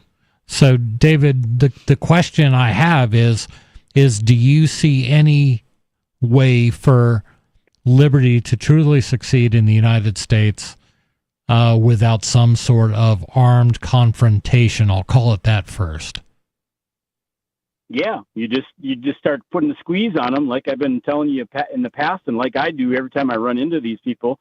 You put the squeeze on them, and you make their job difficult until they get sick of doing a difficult job, and they start to do what you're telling them that they need to be doing instead of what they're currently doing. I don't. You got to keep. I've never seen that happen. Them, pardon? I've never seen that happen. I've never seen a politician just say, "Listen, we're going to start doing what you want us to do because we're just going to keep this job, but do what you want us to do." Like, I've never seen it happen. Did I say a politician? I don't know who else you're talking about. I mean, in the past, you've talked about enforcers and things like that. And I agree with that tactic that you should unapologetically point out they're being idiots. And you should be unapologetic in pointing out that they have a lousy job. And that's been done in Keene, New Hampshire. I mean, Keene got famous for messing with meter maids. I just heard this loser state rep named Roy. He was talking in favor of some crappy law that would make things better for cops, and he was saying, as we all know, in our local police departments, it's very difficult to get people to apply. It's very difficult to get new people. I was like, nice. Yeah. Good. Yeah. Great. That's what we want. Yeah. Yeah. So it's working then. It does to a limited degree, but again, you're trying to make a few small wins to move a Leviathan, and that's the problem I have. Squeeze even harder. I say leave. Why don't you just move get to out? New Hampshire? Just Why don't I what? Move to New Hampshire because you're not going to do it in Bonnie. Albuquerque. I was just telling David. I'm doing it already. Quit nagging. I'm doing it. I was just telling Riley on the way here because, at the birthday party, people started talking about, the ghettoest place I've ever been. The ghettoest place I've ever been. The ghettoest, scariest store I've ever been in was a Walgreens, I think it was, in Albuquerque. And I was like, whoa, I shouldn't even be on this street. It was scary. Were you afraid that someone was going to run you over in a crosswalk? Yeah, I was scared of the drivers outside. David, thank you so much for the call. Call back next time I'm on. I always enjoy your calls. And move to New Hampshire. And move to New Hampshire. Damn it. That's all we got for you tonight. 3 hours of radio, and I'll be back another one of these weekends, and we're on every Saturday and Sunday.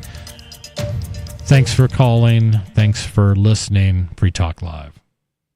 After visiting his girlfriend of 2 years at her workplace to deliver an unexpected threat for Valentine's Day, violent and controlling boyfriend Matthew Strachan spoke to The Onion about remaining a devoted and committed abuser. On a special day like today, I like doing something extra malicious for Mallory, just so she knows that I've been thinking about hurting her.